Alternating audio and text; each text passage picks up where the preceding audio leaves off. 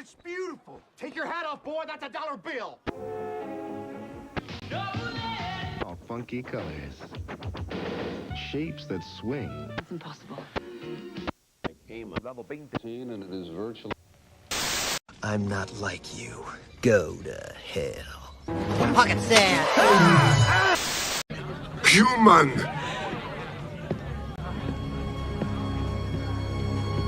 Play, Damjat! Human! Damjat! Human play, Damjat! Play, Damjat! Human! You talk and you talk, but you have no grandma! This episode brought to you by Domjot. Remember, you have no grandma.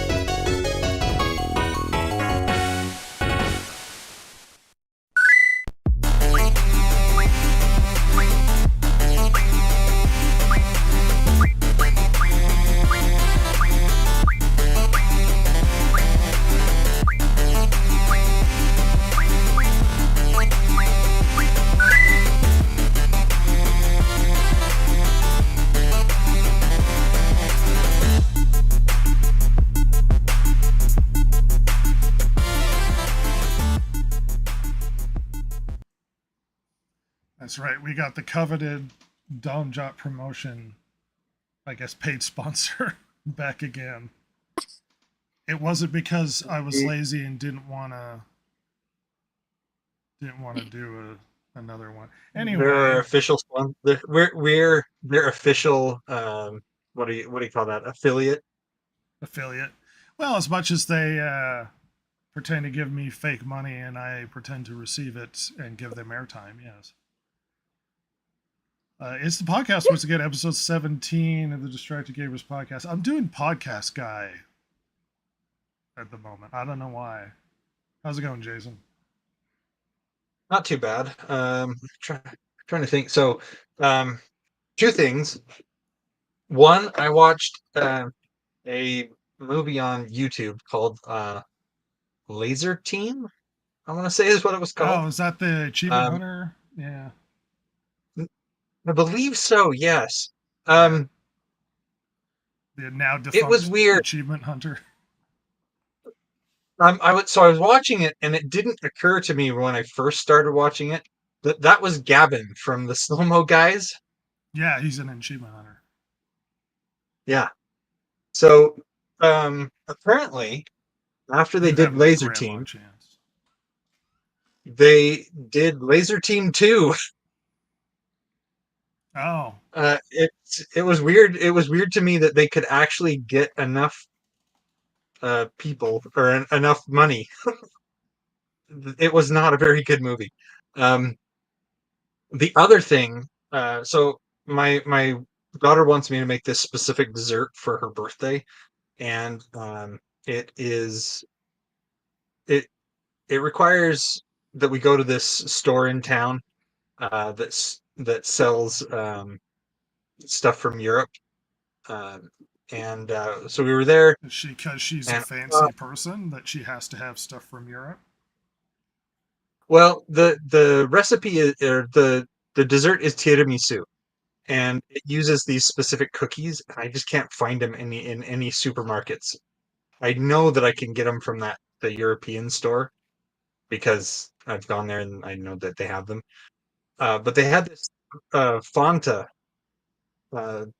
there on the shelf that was from it was from the Ukraine, I think is what it said. And we decided to try it. The flavor was called Shokata. I'm probably butchering the pronunciation on that. Okay. But apparently the flavor is elderberry, lemon, and elderflower. All right. It had a slightly soapy taste.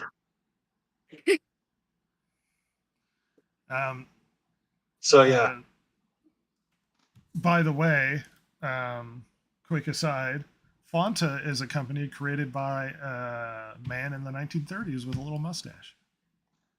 yes. I forgot about that. Yeah, Yeah, by the so way, okay. one of his many successful companies that still survive.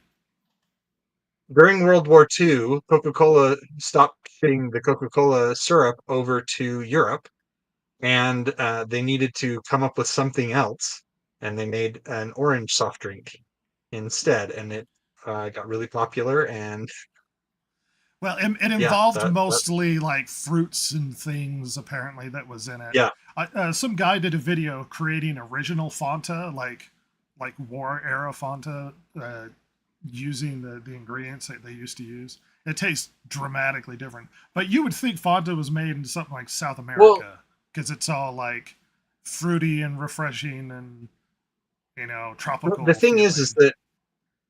that even the Fanta that we get here in the United States, it tastes different than the Fanta you would get in the recipe is slightly changed from what you would get in Europe as opposed to what you get here.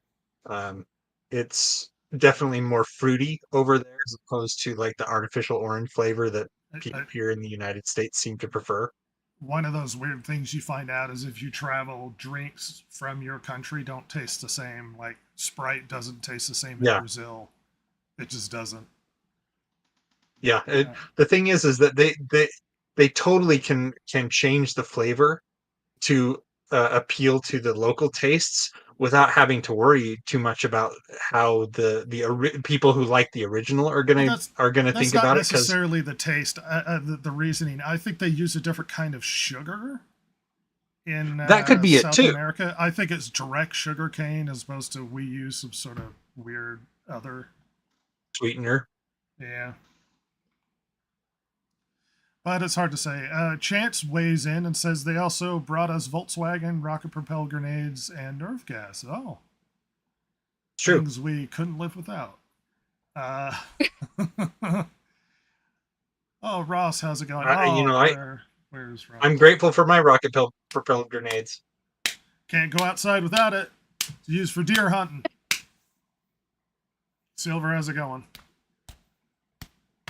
I'm good. Good. I'm hating myself and my life choices, but good. Well, now there's two of you. Oh, no, I said that out loud. Oh. Oh no.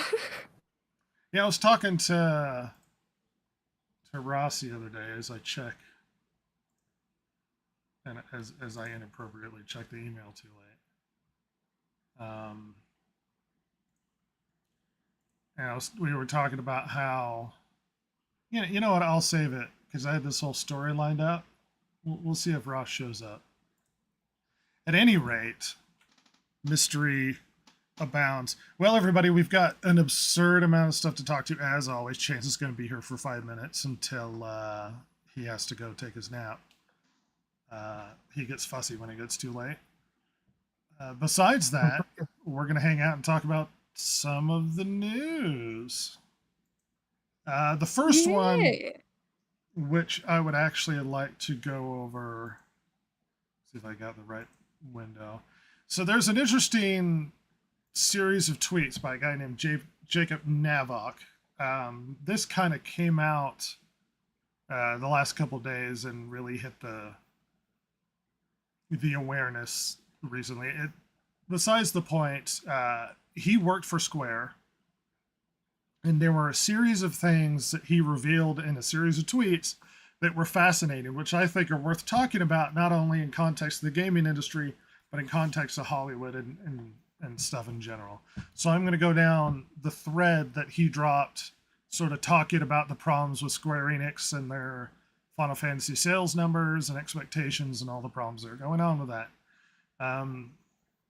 So Jacob says, let's see, he reported to two CEOs of Square Enix for the better part of a decade and ran a subsidiary.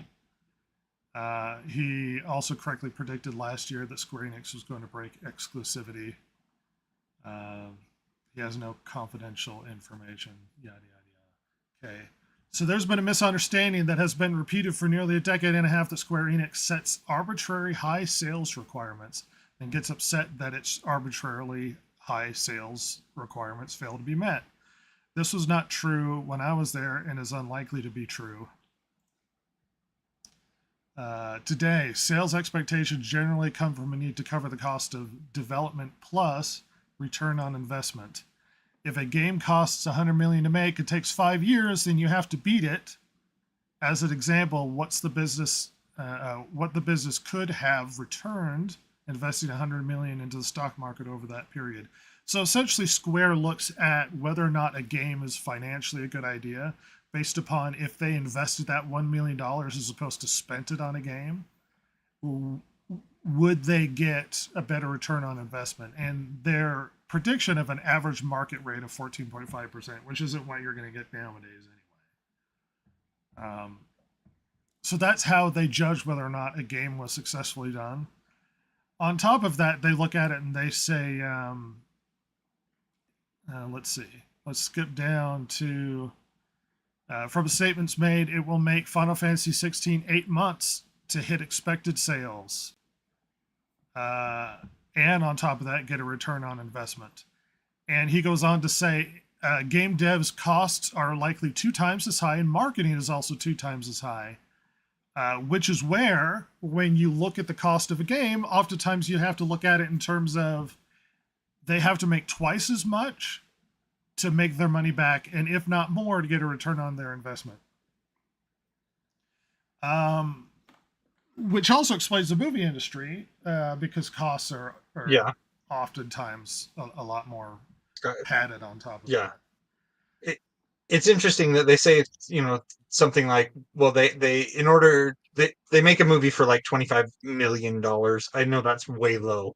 It's usually much, much higher, but they make a movie for like 25 million. You would think that if they got back 25 million, they're breaking even, but no, they have to like double, triple the figure in order to even break even, because for some reason they don't report all the money that they spent on the game.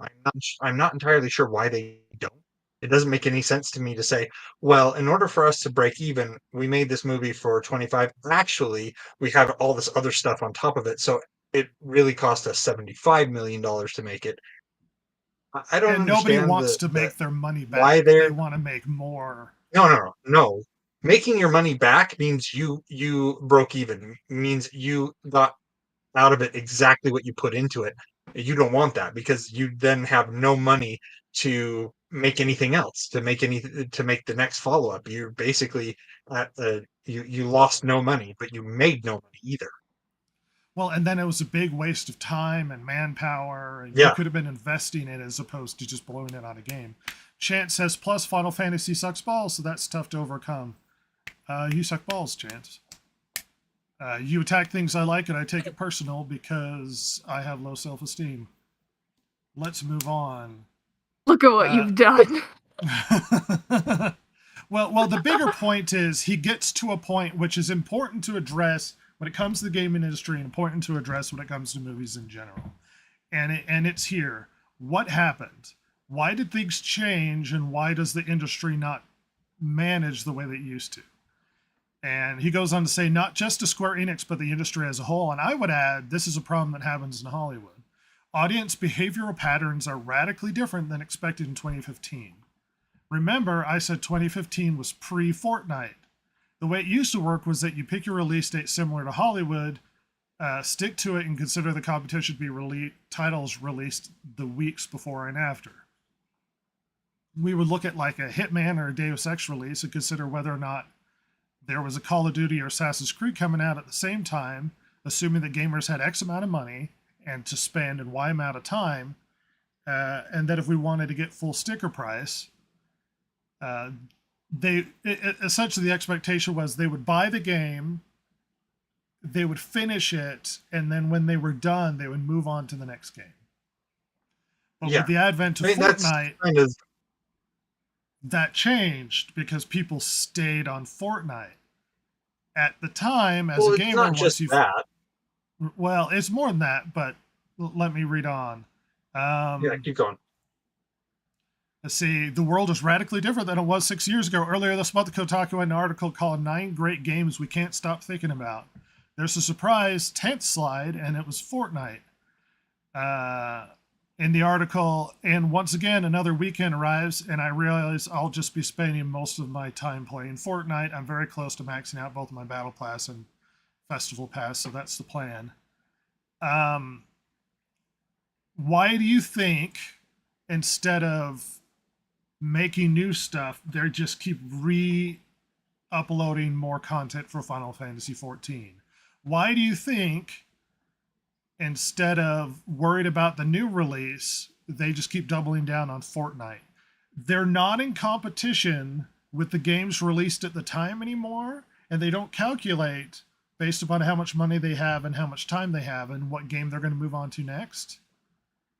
All of this is based upon the fact that they're now in competition with games that people play constantly and don't stop playing. And on top of that, one thing Chance will agree with, they're also in competition with all the previous games that have existed forever, which is one of the biggest problems of streaming.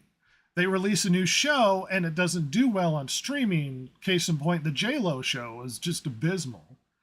Well, they're not just in competition with other things that are releasing at the time. They're in competition with stuff that's released 10 years ago now because there's such a glut of content and a glut of games.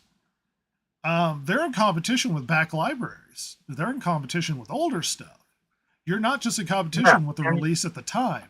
You're also in competition with Fortnite because people are still playing it every day.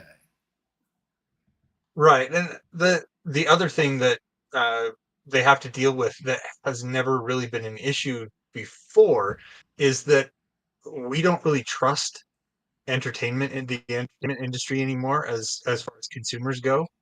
And so when they bring out the next big thing, instead of not instead of going and seeing what it's about, we're like, well, I'm more comfortable seeing something that I already know that I trust is going to be good, as opposed to well, especially when the quality is not guaranteed anymore.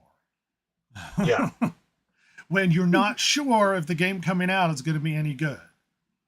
Yeah, I can go and find something that I know is good that I haven't played yet. That's sure on Steam because it's been out for 10 years, and I know that I will get because I can go and I can look at what other people have rated it. I can go and look at Let's Plays and things like that, and I can evaluate.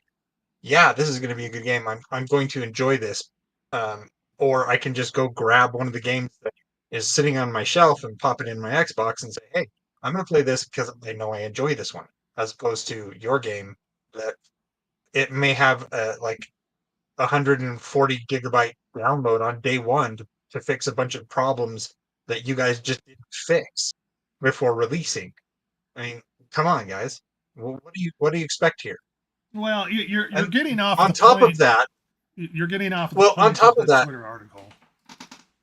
What I wanted to say is on top of that, with things like Fortnite is always I shouldn't say reinventing itself, but they're always keeping themselves fresh by introducing new content, and so it's like you're playing a new game every time you log into it. So there's a lot of replayability around Fortnite, whereas with some of these really big games, it's you play it, you finish it, you leave it. But Fortnite, I can keep playing that. I can keep going back over and over and over and over again, and I can keep getting a new, interesting experience every time I go back to play it. Yeah, as he says here, the assumption was that people would jump between products once they finished. But as you know, free-to-play games like Fortnite and Warzone are evergreen. They never get old. They are always updated with new content and experiences. They could continue on for decades. Candy Crush has had its best years over the last few years, and companies like Epic can continually invest into products that make them better, creating even higher barriers of entry for competitors. Modern gaming is not competing with each other. They're competing with free-to-play and old stuff is essentially what I'm going to get out of this. The other thing, the price point on these games is amazing. I gotta say, Well, if I can especially get a if really you good have a experience bunch of out of it replayability, for free, well, right. But I would venture to guess that they get more return on their investment from the free-to-play games than they do on games sold at $70, because over time yeah. they're still dropping microtransactions. Well, what was it? So we played a game at DC Online Yeah. several years back, and as I recall, at the time we started playing it, DC Online switched from a subscription service to a free to play service.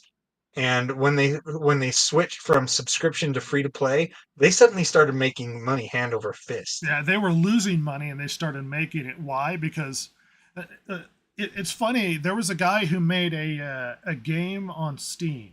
It was like an indie game, and he was Mhm. looking at his metrics, and he had a huge interest of players in places like Brazil. But the problem is places like Brazil couldn't afford the price tag. I can't remember what it was, 20, $30 or whatever. So what he did was he set it as pay what you want everywhere. So instead of not getting any money from Brazil because they were all just pirating it, they could get it on Steam for $1, and he was making money hand over fist from people who weren't going to purchase it anyway, but were now purchasing it at a lower price. Right. And so this to me says that not necessarily that games need to shift, but they kind of have shifted.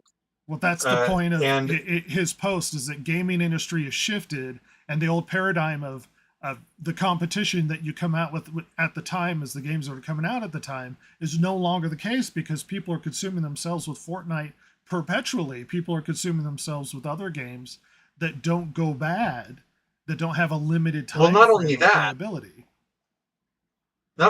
but with these free to play games, I can justify like a $5 purchase.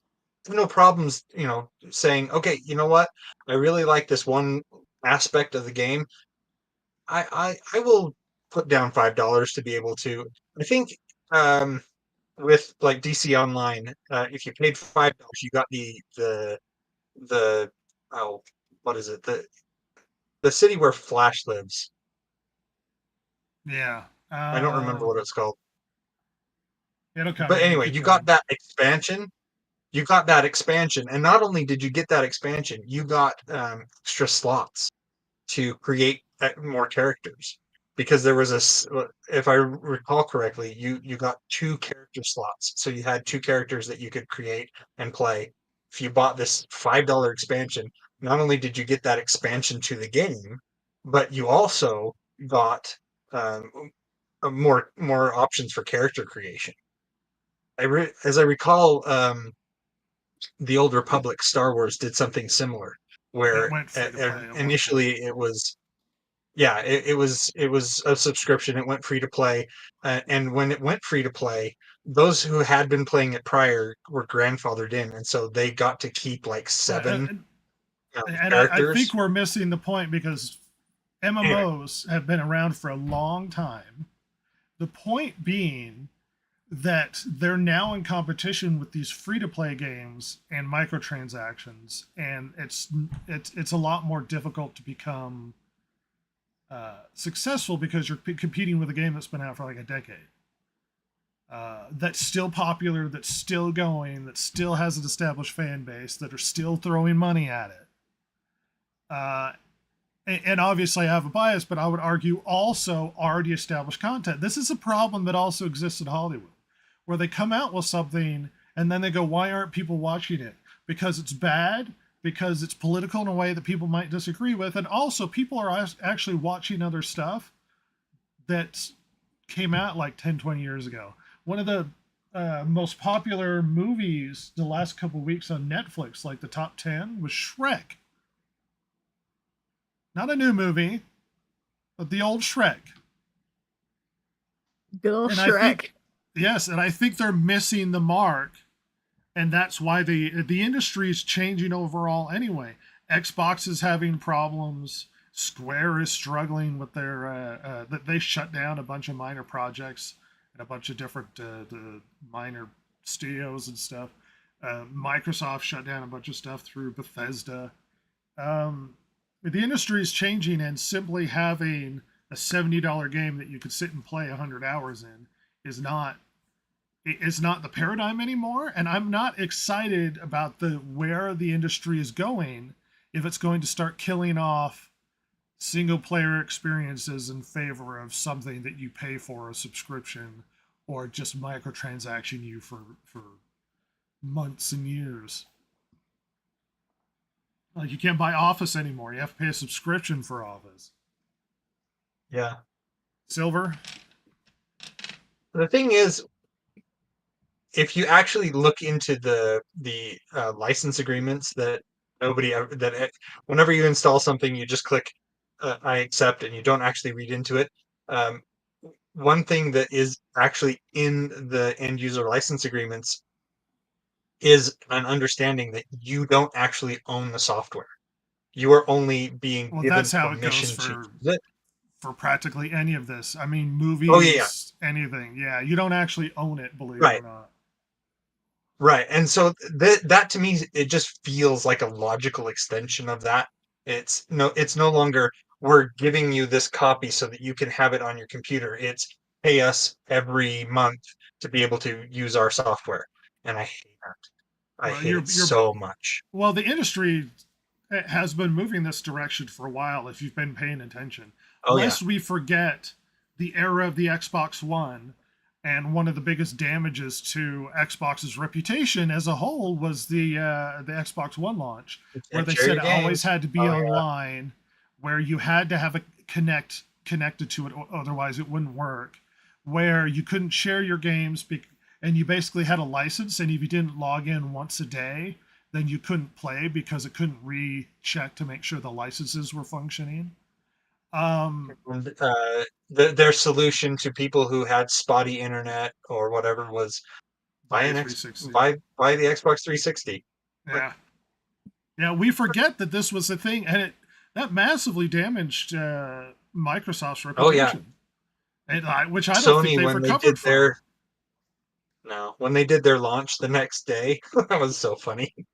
Not only was the How do you share Sony games on a PlayStation? console, Like this? not only was the Sony console cheaper, the PS4 reveal, but on top of that, it was also they also like opened up it with like, here's how you share games, and it shows a guy just giving his game to the other guy.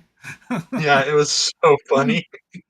It's like they knew what they were doing, but this is where the industry is going. And as much of a stink as we caused then, look at what we have now. We have digital games that aren't cheaper than the physical ones, despite the fact that they don't should be. have production cost and CDs and all the other extenuating costs on top of that. They cost just as much, that they're not even releasing physical copies for some games like Alan Wake. And we're just dealing with it because, oh, whatever, that's just how it is. I want to play my game. When we nearly crashed the Xbox One, where they had to reverse all of their decisions on it based upon consumer feedback, now we're just sucking it up. That we're just paying for. There's no physical Fortnite that you need. Even if you download it or install it initially, all of it's online. You patch like 10 gigs for every flipping game that comes out, it seems. Silver, I'd like you to reflect on this. Well, when we were talking about how you're competing with the older games, I'm like, yeah, I can really see that. I do not really reach for new games, I'm noticing. I'm like, oh, I want to play this old game, or every once in a while there's something new that comes out that I'm like, oh yeah, I'll try that, but only if it's unique. So I can see what they mean, like they're in competition with the older content. And there's a 'Cause we lot know of it's older content. good. Yeah. I trust the older content more. And I don't trust what's coming out nowadays regardless. There's a lot more to his big thread, which we're not getting into here. You had more thoughts there, Silver. Yeah, I was just gonna say, like, I see a lot of people when they talk about Assassin's Creed games, they're not talking about the newer ones. They're reaching for the older ones, like Black Flag.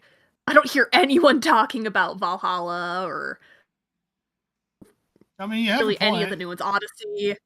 Yeah. Yeah, Black Flag's a good one. I mean, All the older Valhalla, I ones. think, is one of the best-selling or most successful, but Really. I haven't heard yeah, anyone talk about that.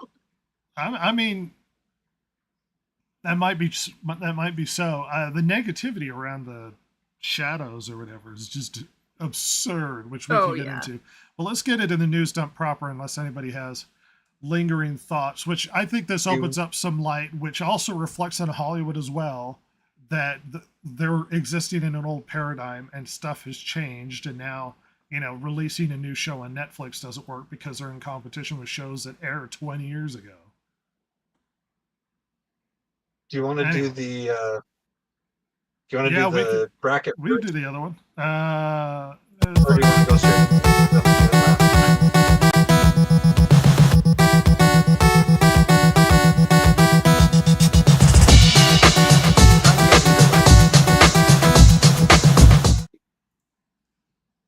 Well, I already played it, so clearly we're doing. So clearly we're doing it. Yeah, I got this. Yeah, I got it pre-formatted. Go ahead. Awesome. So we have today Iron Fist. He's 5'11". I noticed that there's a lot of characters in like doing these little cards here. I noticed that there's a lot of characters that are 5'11" for some reason in Marvel. Weight 175 pounds. Yeah. He's male. Interestingly enough, when I was looking up his powers, I didn't know pyrokinesis was one of them, but apparently it is now. He has a healing factor. He's a martial artist. Hand-to-hand combat is a specialty of his, and he can harness his spiritual energy, his chi, to great effect. That's one of the, that's the Iron Fist thing. So looking at his stats here, his speed and strength are baseline human. He is a step up intelligence-wise. He does have energy-based powers. That's the chi thing, and that does enhance his durability. Why they didn't say that it enhanced his strength, I don't know. Anyway, his fighting skills are super high on him. And his opponent is, go ahead and switch over, is Mysterio. Again, here we go. Mysterio, 5'11", 175 pounds, male. See, this is where I was, anyway. His powers boil down to the special equipment that he uses, and he has created it, a lot of it himself. He uses it for hypnosis, teleportation, seeming teleportation at least, illusion casting. Actually, I think the teleportation was added recently because he was in hell and he came back, and so now he has this teleportation-based power. Anyway, his according to this, his speed is off the charts. I don't know why. I think it's because of his new teleportation-based ability. Well, I don't know enough about the newer Mysterio version, I'm going to be honest. Yeah, me either. He still shouldn't beat Iron Fist, whatever his speed stat happens to be. I can see him giving Iron Fist a hard time, but Iron Fist is very intelligent, and he is. I've actually seen him go up against characters that use similar abilities to Mysterio's, holograms, illusions, things like that, and his intelligence and his experience, just his fighting experience. He had no problems overcoming those type of things. So I think that Mysterio could give him a hard time, but I don't think ultimately that Mysterio would come out on top in this battle. Well, I I've mean, read the thing is, Iron Fist content, and in my opinion, Iron Fist. Here's the problem: his powers are cool and interesting enough that he should be on par with somebody like a Spider-Man or something, but he's not because people who write him are lame, and most of his most of the content that comes out for him, he's not very I don't know. They downplay how powerful he really should be. His energy fists are absurdly powerful. Is the problem? Yeah. Um, The other thing he's is that just written one of poorly. the reasons that I at least give Mysterio um, the benefit of the doubt as far as him being a challenge, at least a challenge to Iron Fist, is that he is a challenge to someone of Spider-Man's caliber. Should be. And if he can give Spider-Man a hard time, then he could give Iron Fist a hard time. I just don't see that Iron Fist would ultimately end up losing in this particular Mysterio's matchup. just not a threat to most people. No, Like, I don't know about this teleportation speed, and I don't know about that, but he's never been a threat. Really odd like, he initially died because of Daredevil, not because of Spider-Man. True. Well, it wasn't Daredevil. He had cancer. He got cancer from the mist, cancer. from the smoke, and it gave him cancer, and he died. Oh gosh. Yep. I have that comic. What I find is odd is that, well, obviously it says his durability is 2. A lot of his, I'm not sure why his energy is 4, because to me this would be, he's actually able to project some sort of like, blast or something like that. But that's he not does really have what energy he does. blasts oftentimes. He does? Oh yeah. Oh, interesting. Well, I mean, they were like mechanical. He doesn't have a power, at least previously. But he'll have gauntlets that shoot it's like stuff he has out a of it, like shockers. flamethrower kind of thing. Or Yeah. Okay. What I find interesting is that it says his strength is 3. So he must like be augmenting his strength somehow physically. I mean, he's not even that big. He must be in some sort of suit to some degree. Yeah. Well, I'm talking. Anyway, obviously he's wearing a suit, but yeah. Yeah. Well, we're giving it to Iron Fist, and we'll move on. I mean, that was preordained. I'm going to be honest. Let's see. Just pulling up the bracket. So next week we will have Bullseye versus Kraven the Hunter.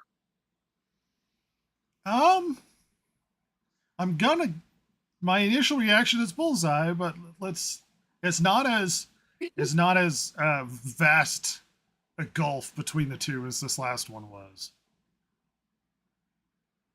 Yeah.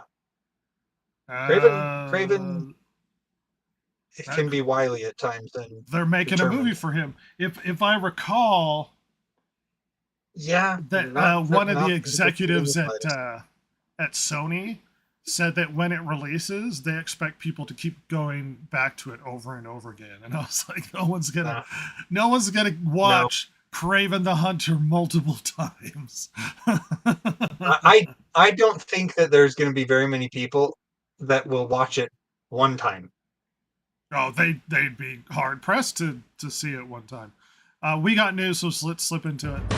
The Distracted Gamer Podcast's big steaming pile of news dump. That's Chance, by the way. That's Chance. Did you cringe, Chance? Did you? Cringe Chance. You're still here? He's gone to bed. He's an old man. So Furiosa came out. And it's apparently not doing super well. Really? Yeah. I mean, I wasn't interested.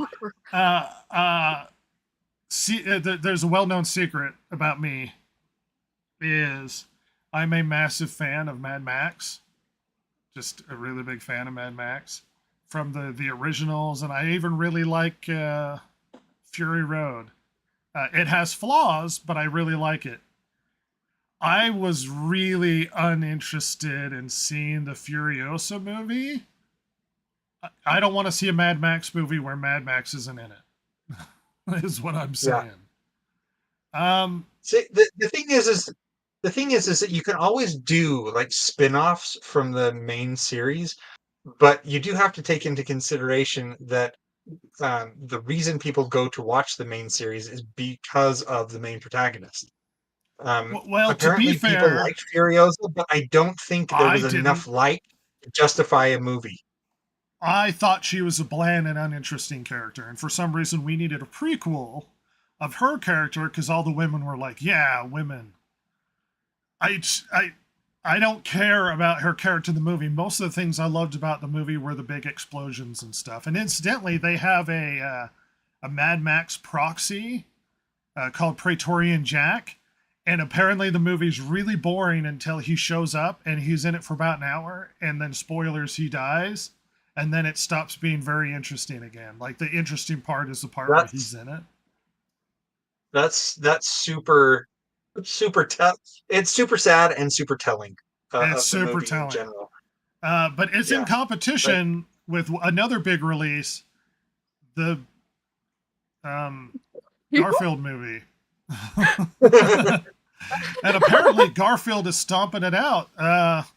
This weekend at the Memorial Day box office, the film industry seems to be questioning its existence, ready to jump out of a window. And how can a genius George Miller direct a tentpole prequel to the multi-Oscar winning Mad Max Fury Road with great reviews and a 4.5-star post-track exits not be working? Then goes on to say that the theatrical business is streaming, blah, blah, blah. Furiosa is on track for 31 to 33 million. For clarity, the last time a film grossed in this vicinity was the 1980s with Return of the Jedi and Indiana Jones: The Last Crusade. However, we stand corrected. It's the lowest #1 Memorial Day opening in 29 years. Yes. It's sad. The last time we bottomed out was 1995's Casper, which is a good movie. And as we told in our summer preview, Alcon Sony's Garfield could beat her with a similar 4-day haul. So there's a couple things going on here, in my opinion. One, nobody wanted to see Furiosa as a character. They just didn't care. She wasn't interesting enough to warrant a spin-off movie. If she was interesting enough to warrant a spin-off movie, the numbers would tell. The other thing is that they're going up against a family movie. And a family movie is almost always going to beat out an R-rated movie because the audience for a family Garfield was going to have legs, though. No, I didn't. But the thing is that I can go take my entire family to go see Garfield. Can't go take my entire family to go see Furiosa. I just can't. And so if you're taking your family to see a movie, you're going to be shelling out a lot more money than you would if you're just taking one person. Obviously, the ticket prices are gonna show that. So it's going to be a movie like Garfield is just easier to make money. It's easier to bet on that one because you have one family come and they're spending at least $3. Well, mom, dad, kid, if not more than that. Just looking at the numbers, I mean, this is a problem that's happened with family movies versus rated R movies. Family movies always had big numbers because they could pull in the whole family as opposed to one or two people who are adults. So let's point it out. How many 13 to 17-year-olds saw Furiosa yesterday? 2%. 2% of the young people. Do you know how many women went to see it? 29%. So the majority of the audience is men, and it's catering to women, which is the problem with Terminator, which is the problem with Ghostbusters 2016, which is because those sorts of movies attract male audiences more, and they make the movies surrounding a female protagonist that's really tough. And you would think, well, it's a really cool woman. Well, it's a really cool woman character. Women will go see it. Women don't see the movies. 29% is all you pulled for a Furiosa movie. That's not the kind of movie women tend to like. No. Do you know what? It's not their genre. Do you know what pulled in women by the droves? Barbie, because it catered to women. Barbie. Yep. It's not shocking. Why is this so confusing? They keep trying to rewrite what people like and dislike. They keep trying to change it as if demographics will change. If we just make a movie, the only reason why women don't like action movies with female stars is because they were told not to like action movies with female stars. From birth, they were indoctrinated by the patriarchy. They still don't give a crap about Furiosa. Like, they still don't come and see it. Well, the thing is that I'm trying to think.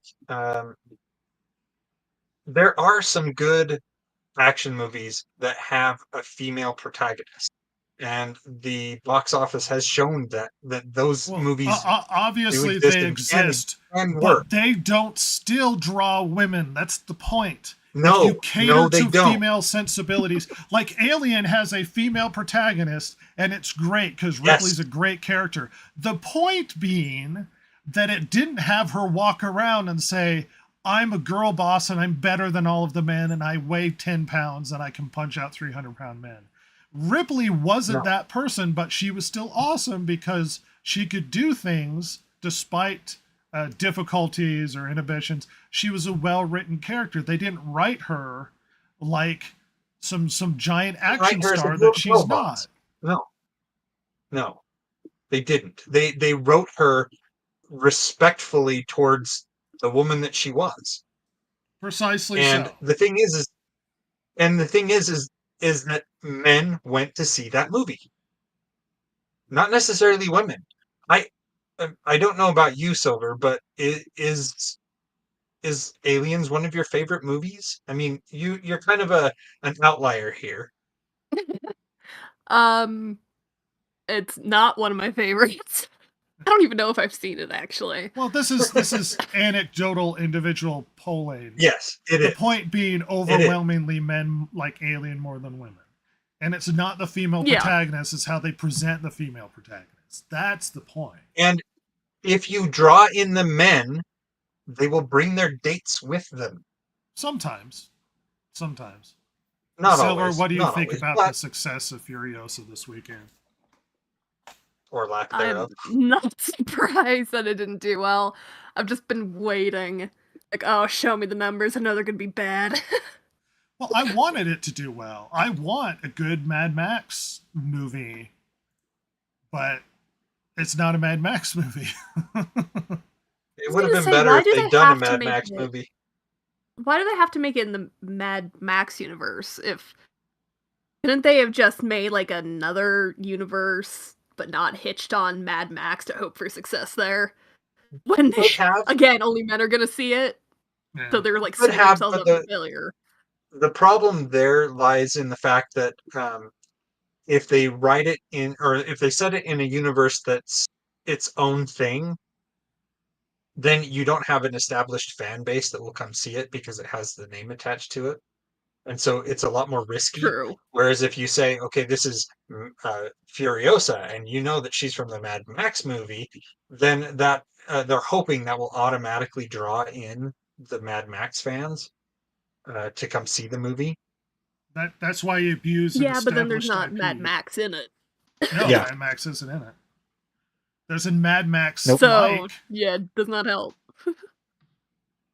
But yeah, he's. Hey, guess what? They're gonna try it. Depending on the success of this movie, which doesn't seem to be doing well, he wants to do a Mad Max prequel, which I thought we already got with Mad Max. We have plenty of Mad Max prequels. Yeah. The first hour of Furiosa is her as a child, like her what created Furiosa, and it's like, so I don't need to know. The thing is for those of you who are in the know, obviously this is based on the Mad Max series of films that were done by Mel Gibson. I believe back in the early 80s. And it actually, the first movie is basically how Mad Max became Mad Max. Yes, number one. Did you know? I think it's on the news. So it's already a prequel to all this other stuff. I'm going to pull this up ahead and bring it up. They're going to do a prequel to Star Trek.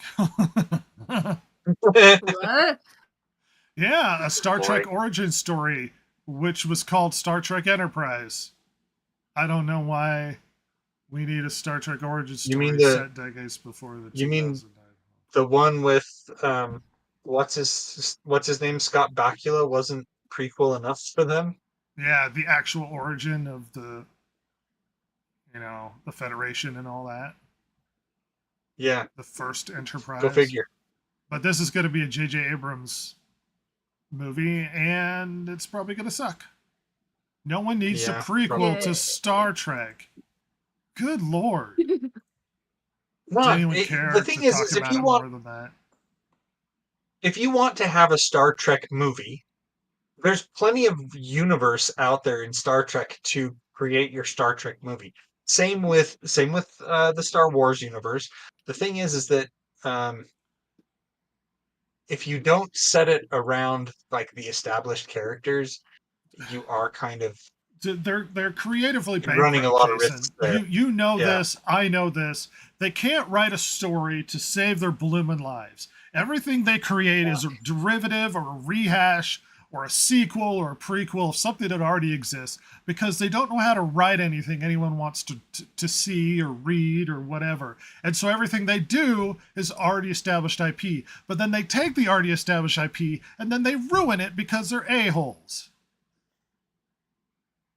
Because they don't know how to write, so they have to put their own spin on it, and then they have to make it political, and then they have to just make it awful, and then no one wants to see it. And then they sit there shocked as, why don't people like Marvel movies anymore? Because they suck. Because you're making bad movies about characters that people didn't like, about secondary and tertiary superheroes that weren't popular in the first place.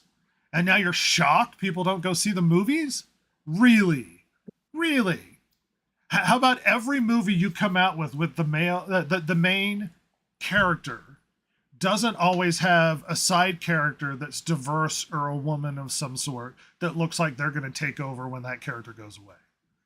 Every single movie you set up, Ant-Man, Quantumania in particular, you undermine the main character by creating all these other characters so that you can check boxes for your DEI card.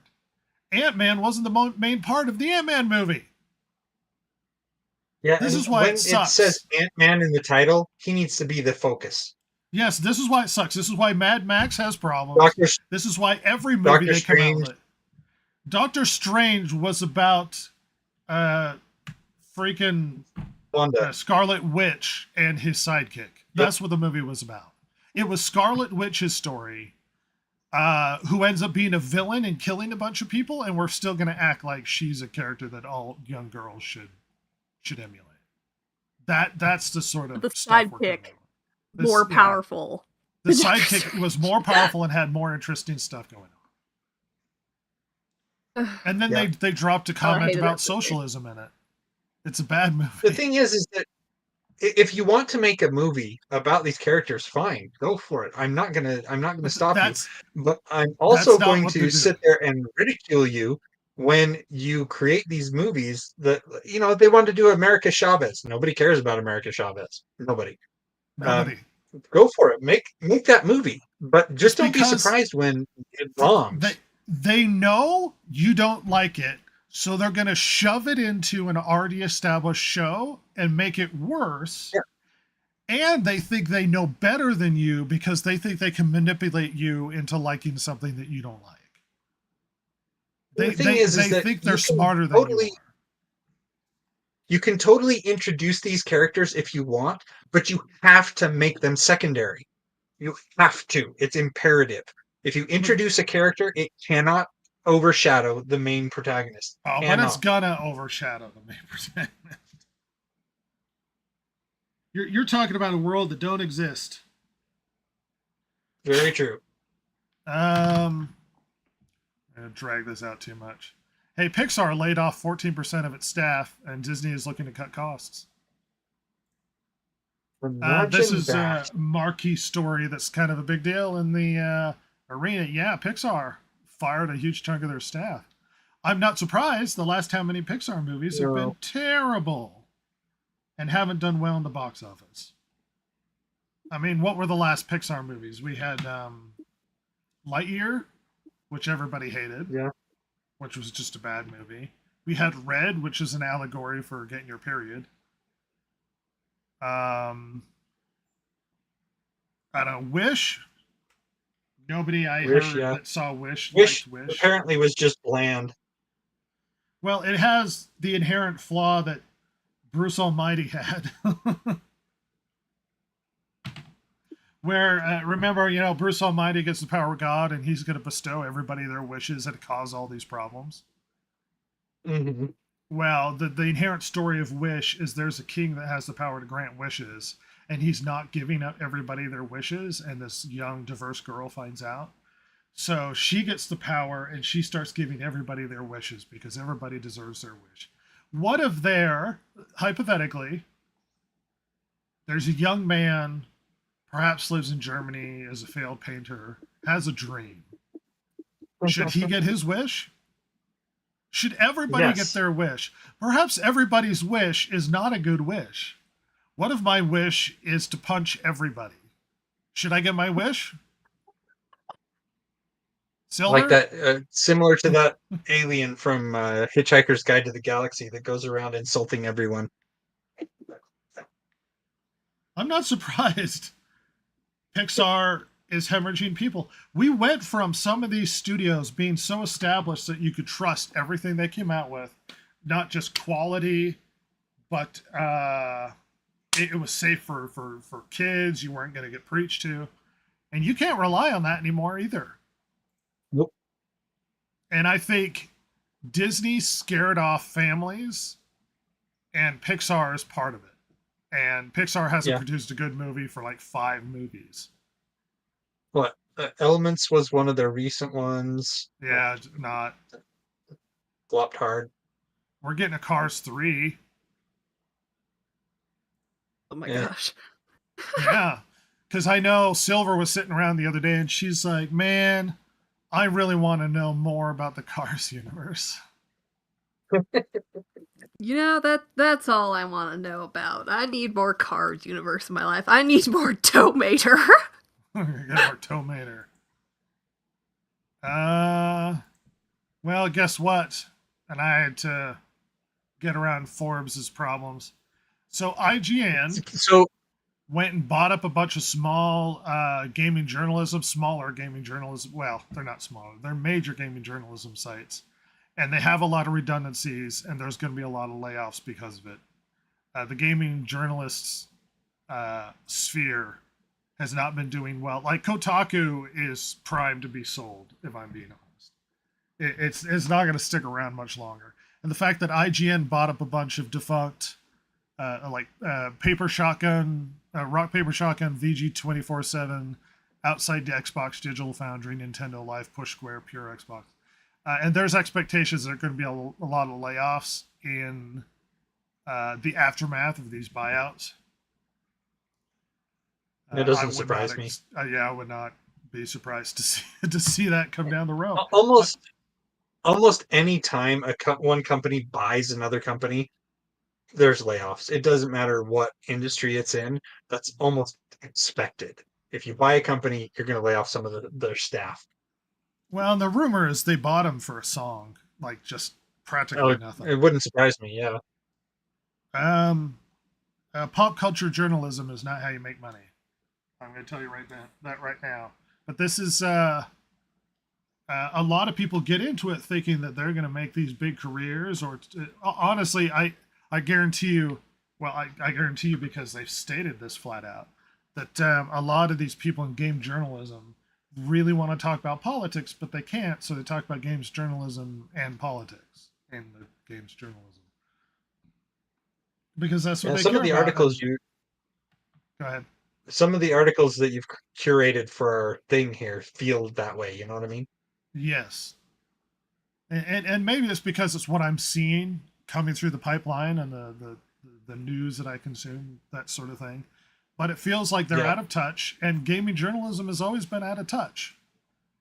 I'm not surprised that this is going to have a big fallout.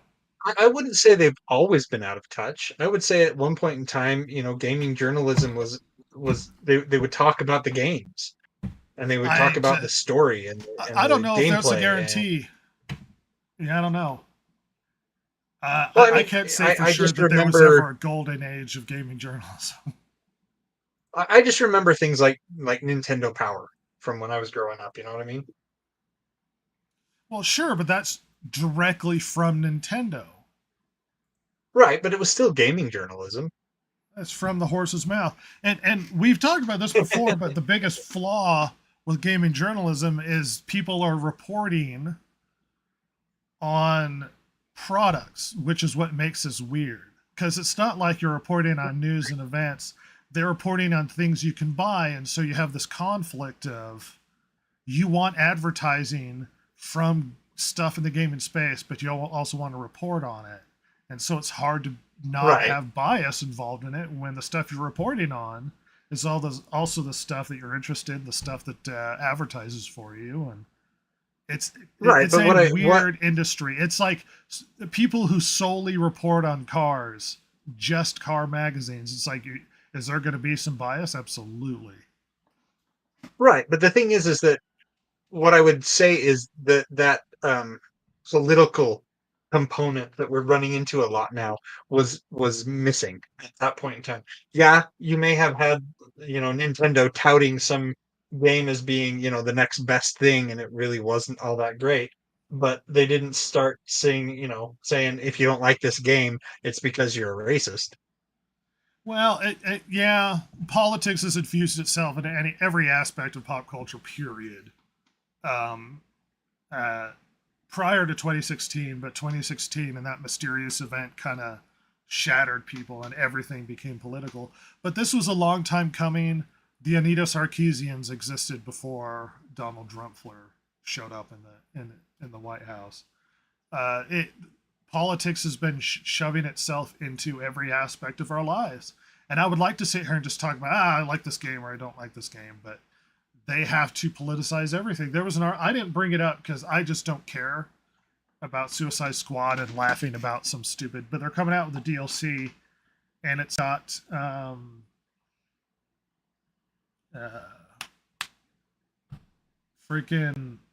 the ice villain. What's his name? Somebody escapes me at the moment. The female ice villain? No, I'm talking about the guy with the gun. Oh, what is his name? He has a helmet on. I don't remember. Yeah, I know who you're talking Mr. about. Freeze. Mr. Freeze. I was So say Mr. Freeze. I'm like, I bet that's not right. Well, just say the point is that they're coming out with a Mr. Freeze, but it looks like a lady, like a lesbian woman. Oh. I thought you were referring to Captain Cold. No. Nobody gives a crap about Captain Cold. But that they're doing a gender swap Mr. Freeze in the Suicide Squad game. And Suicide Squad game sucks, and nobody's scared. Nobody cares about this game. It's already a massive failure for WB. It's lost like $200 million, I think, for the studio. No one's shocked by where it's going. But we don't need to dwell upon that. So this rumor has hit the internet. Ross has shared it with us, and though he's not here to talk about it, I'm going to emphasize rumor. I try to corroborate this. I cannot, for the life of me, corroborate it with more legitimate information. So take this with a grain of salt that Microsoft is looking to buy Steam. Interesting. For $16 billion. I'm going to tell you right now, $16 billion is too low. It's too low for the amount that they speculate. It would be way more. They bought Activision Blizzard for like $69 billion. Well, it says right here $68.7 billion. I would venture to guess that Steam would be much more expensive. On top of that, I don't think they would care to sell. I don't think this is something that they really need to. They don't want the money. They have too much power to sell. They own the market in PC gaming. Yeah. I mean, despite Epic Games' efforts to penetrate or... I could see that Microsoft would want to buy Steam. Oh, they could integrate it with Game Pass and everything. Yeah, I mean, it would be a great move. It would be bold. And Microsoft is kind of on the losing end this console period. But I'm very suspicious that this is a possibility. I would venture to guess that it's very unlikely. It is a rumor, but it would be a fascinating rumor if it were true. It's a move. I think it's 16 billion is too low, but I think it would be a good move for Microsoft. But they did buy Activision I mean, if Blizzard. they could get it for a song like that. Yeah, well, if they'll sell it to them. Everybody forgets that Microsoft is a massive company. They have lots of money. And it's Very not deep outside pockets. the realm of their capacity to purchase. So there was this interesting story that hit the internet a little while ago. I'm reading from that Park Place. So apparently, ChatGPT appropriated Scarlett Johansson's voice to create like a Scarlett Johansson-esque where she can talk to you and answer questions and that sort of thing. And she got really upset that it's essentially stealing her image. I'm going to read a little bit of this. The word entitlement gets used a lot nowadays. Sometimes it just means whatever some politician agitator. We don't get into that. That's doubly true when it comes to a victim of high-profile, talented person who is unwilling to accept the BS case at this point. Actress Scarlett Johansson, the blatant entitlement attitude of a cyber jerk, thinking he was entitled to use her person and her property for his benefit, whether she agreed to or not, and all while pretending to ask if her rejecting the request would matter to his behavior. Last September, I received an offer from Sam Altman, who wanted to hire me to voice the current ChatGPT 4.0 system. He told me he felt that by my voicing the system, I could bridge the gap between tech companies and creatives and help consumers feel comfortable with a seismic shift concerning humans and AI. He said he felt my voice would be comforting to people. Fair enough. She declined the offer. 9 months later, friends, family, and general public all noted how much the newest system called Sky sounded like her. He did it anyway. Yeah. And this calls into question how much ownership you have over your person, I guess, your image, your voice. And with the advent of AI, they can practically, if there's enough content of you speaking on the internet, they can pretty much approximate practically any celebrity's voice and just steal it and put it into content. It's a brave new world, people. Silver, do you look forward to having your horrible Godzilla cat features stolen and put all over the internet? I think this is a breach of not at all. Privacy. Yeah. How you Kinda feel creepy. how you feel about our new future? It's bleak. It's very bleak. All right. Jason, nothing more besides it's creepy? I mean, the thing is that it's really a low move on his part to basically approach her and then do it anyway.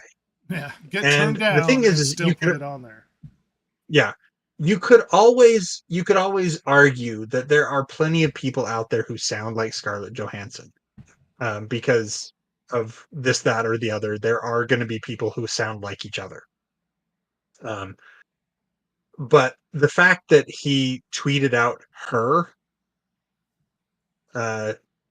is just really, okay, yeah, this is definitely you stealing something that doesn't belong to you. Well, I mean, you forget, if he hadn't she was in approached her that movie where she played an AI that the main character fell in love with. Yeah, if he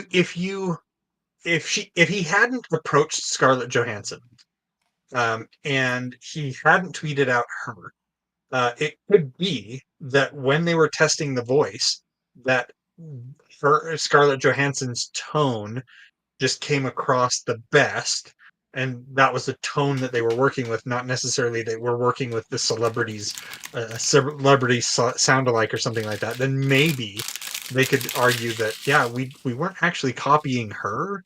It just the people that we sat down with, and our focus groups and all that stuff. We used a whole bunch of different tones and all this other stuff, and it came out that they You're really really liked trying to this give one. them the benefit of the doubt. Yeah, no, I'm not. I'm not. I'm saying that if they had done that, I would have given them the benefit of the doubt.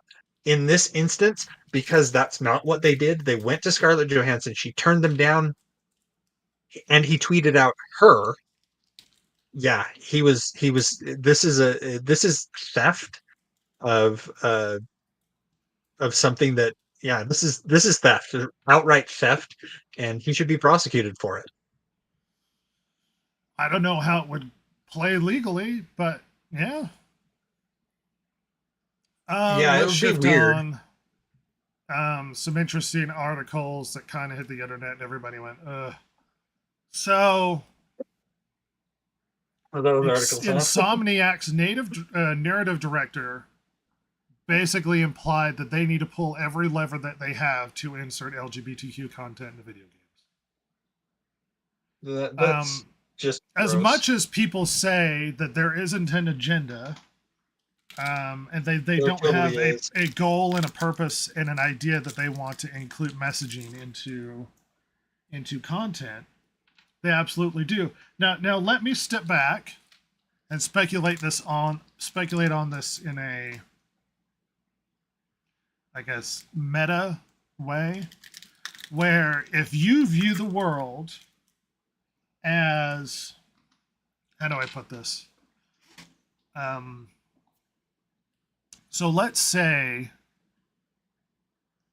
the problem is you're buddying up with different psychological, philosophical philosophies,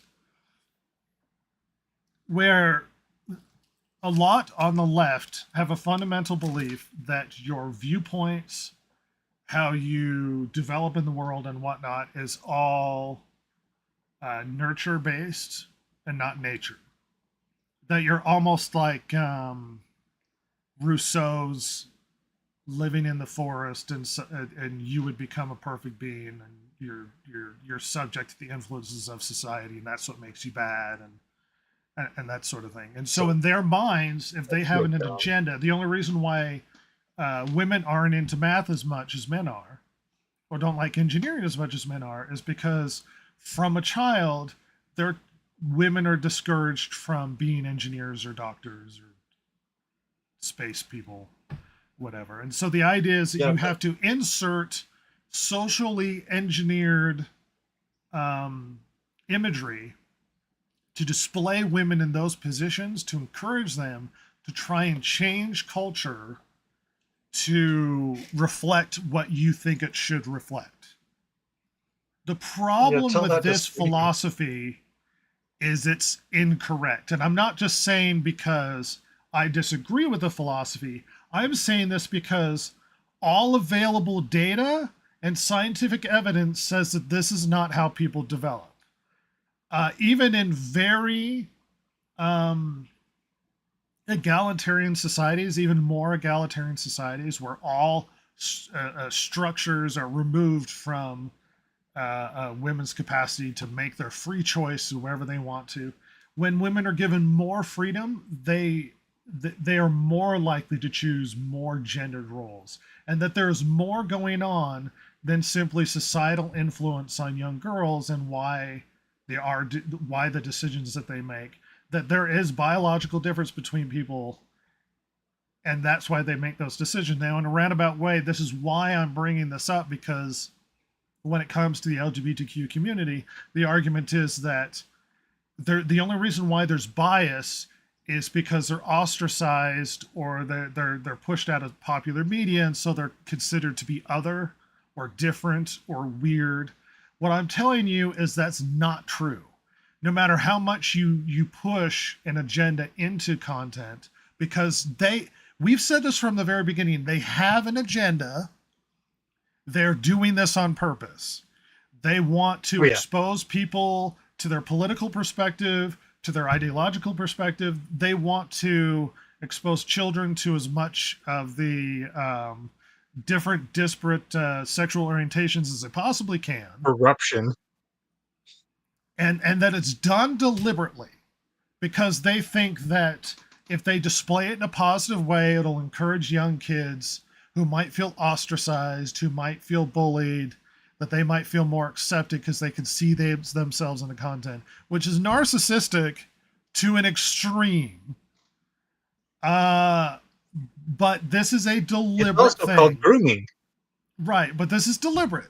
They are deliberately trying to insert their messaging, and obviously they come from a different sort of political perspective than I do.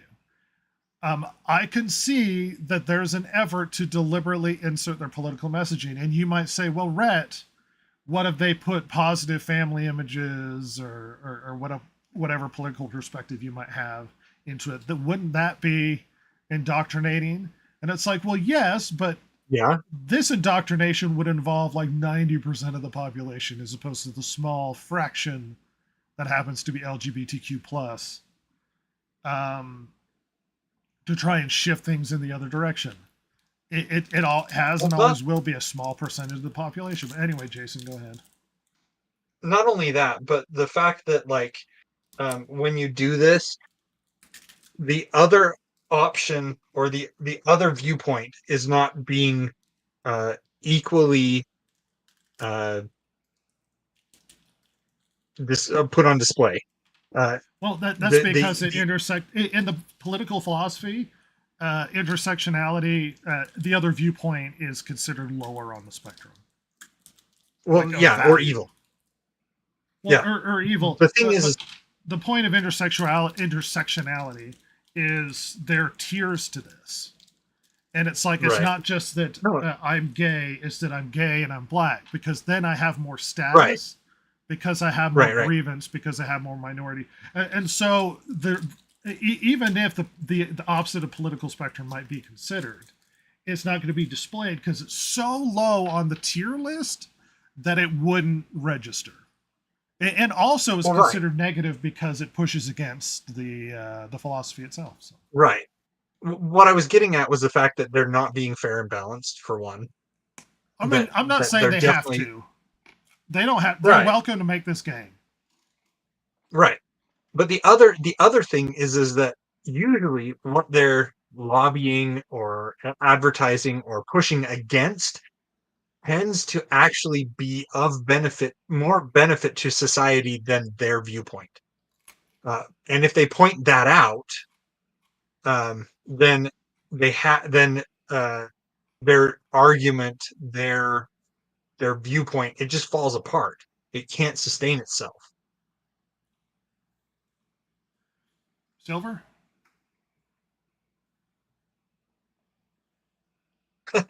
Silver? She fell asleep, or she's having technical difficulties. We lost her. Technical difficulties, help. Silver, what do you think? You got to keep on top of this, Silver. 1 minute, internet connection. I'm fine. Well, we can hear you, so. Oh, good. Okay. Yeah, so like I know we're probably gonna get into like shadows later. With them inserting, like LGBTQ stuff. But yeah, they're targeting a minority of people that is not, I don't mean to be rude, but like the social norm, No, you're gonna find more people going for the typical, the family stuff, not the minority there. You mean they shouldn't be appealing to somebody whose pockets aren't deep enough to support them? Well, this is a separate argument, and let me parse this at least. They are more than welcome to make these games. More than welcome to. In a free society, you can make whatever catering piece of nonsense that you care to. Make the game. The problem is that if they just made an LGBTQ plus game, then you would alienate a huge portion of the population and people wouldn't show up for it. It wouldn't be successful. It's not a measure of success, financial success in gaming. So why don't they? Because there's not enough of them to pay for it. Precisely so. I mean, even then, I would venture to say that most of them, like Bros, the gay movie that came out recently, most gay people didn't go see it. Yeah.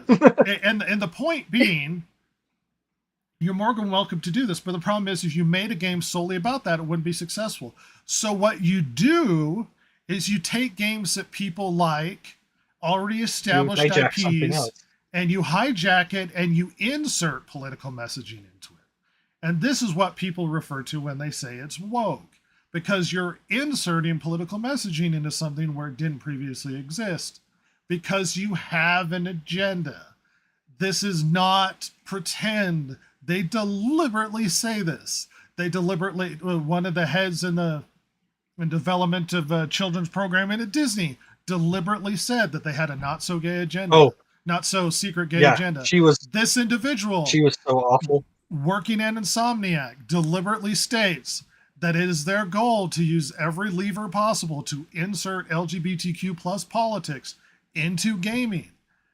And people think it's bigotry or what. Like, I've watched shows with gay people in it. I did not burst into flames. I played games that had gay or trans, like LGBTQ plus spectrum people in it.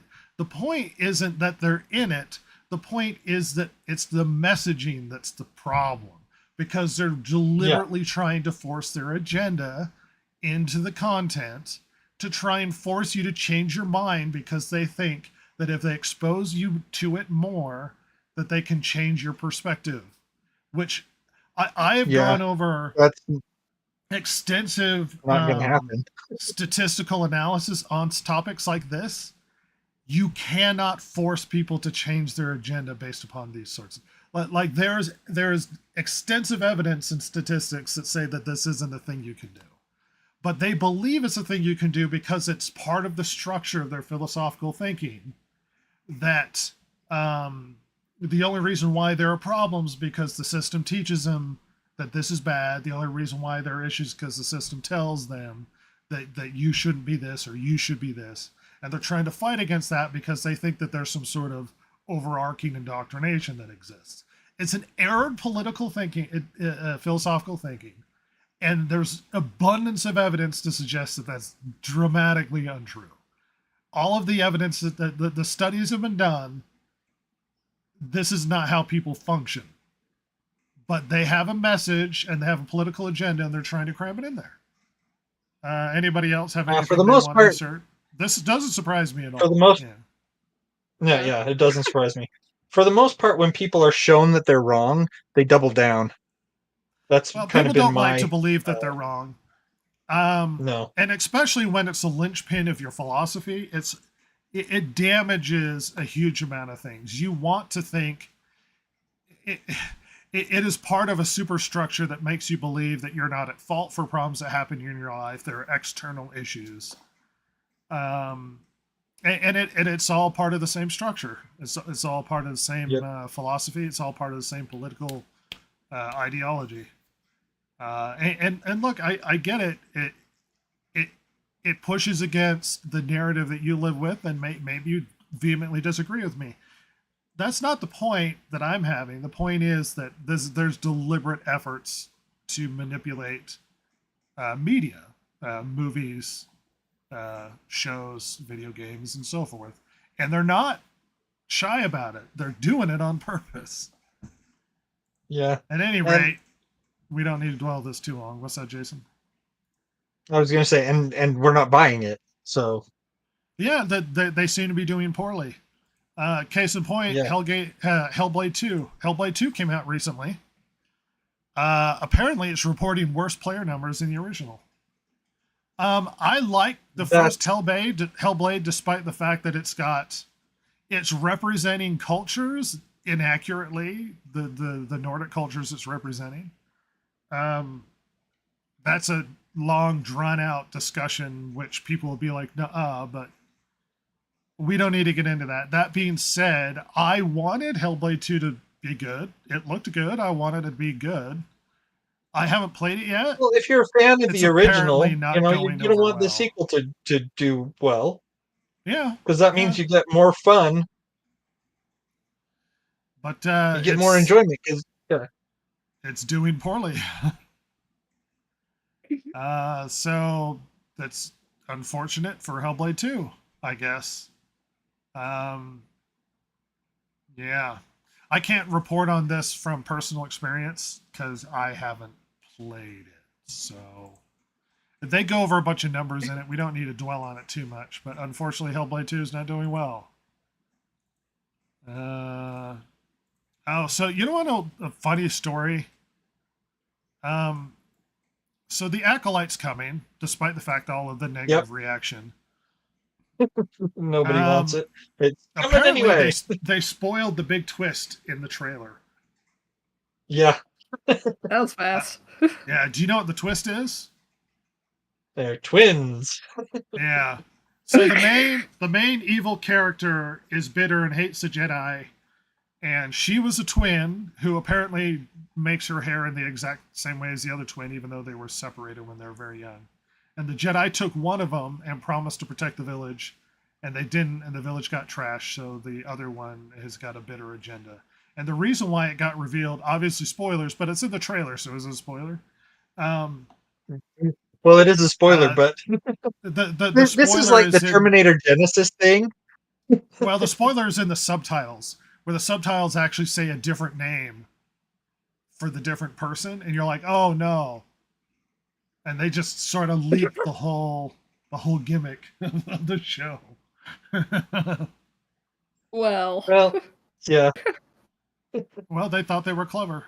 They thought they were going to pull off something cool. The other big joke is the lightsaber whip, which makes no logic. It's weird to get into discussions with this because you start to go, well, a lightsaber whip doesn't make any sense. A whip requires mass in order to create momentum in order to crack the sound barrier when it creates this whip at the end. There's no mass to a lightsaber. And then their response is, it's Star Wars, it's fake. Why do you care? It's not real. And it's like, look, every show has to have a degree of internal logic to it. It doesn't have to be real, but if one character goes, well, I can jump really high, and then the next minute they fly, then it defeats the purpose of jumping really high. And you've ruined your internal logic of the show. Like, give me reasoning for why things work the way that they do.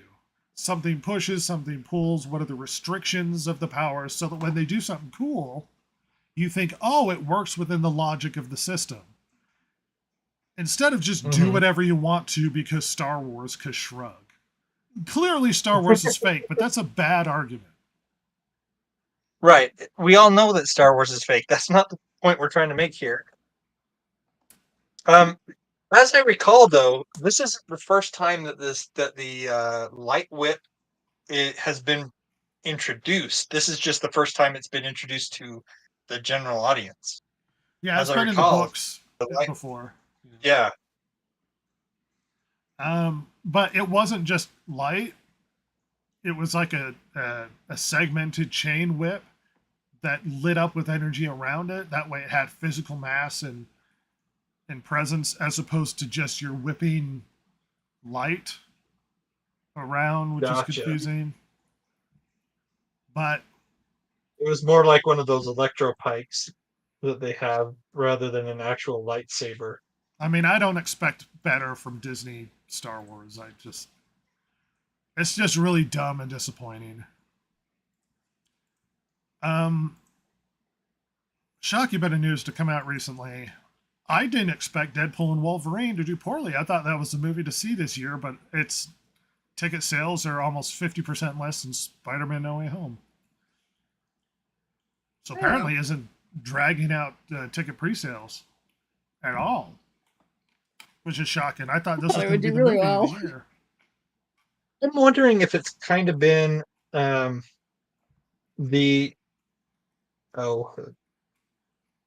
I haven't really heard a lot about it, so I don't know that it's really been advertised very well, for one thing. I didn't even know it was out. It's not out. It's pre-sale. Oh, the pre-ticket sales. Yeah. I guess I mean I think my point still stands that I don't think it's been advertised very well. It's For very one. well hyped among the nerdy environment, Jason. I don't know. What am I saying? But the people on the internet that are pretty nerdy are hyped for this movie. As far as advertising, they've come out with trailers that have generally become successful. People seem to like it. More upvotes than downvotes. This seemed to be the movie that generally people were interested in, but it doesn't seem to be reflecting in the pre-ticket sales. Hmm. So I don't know what to say. Hopefully it's good, but we'll still have to see, won't we? Oh Lord, I was going to bring up more of the Yasuke stuff, assuming Ross was going to be here, but he is not. Oh, I've heard of the Yasuke stuff. Well, we talked about it last week. Yeah. One second. Yeah. And I'm trying to. He's been sick, and I'm trying to coax him with Yasuke. I was like, "Come for Yasuke, Ross." We'll see. Let's move on a little bit and give him a chance. Let's see. Oh, news that Jason will be interested in. The overnight Doctor Who ratings are the worst overnight numbers in the franchise history. So whether or not you're a fan of whether or not you're a fan of the direction that Doctor Who is going, it doesn't seem to be very well liked by general audiences. Nope. Not surprising. Yeah, no,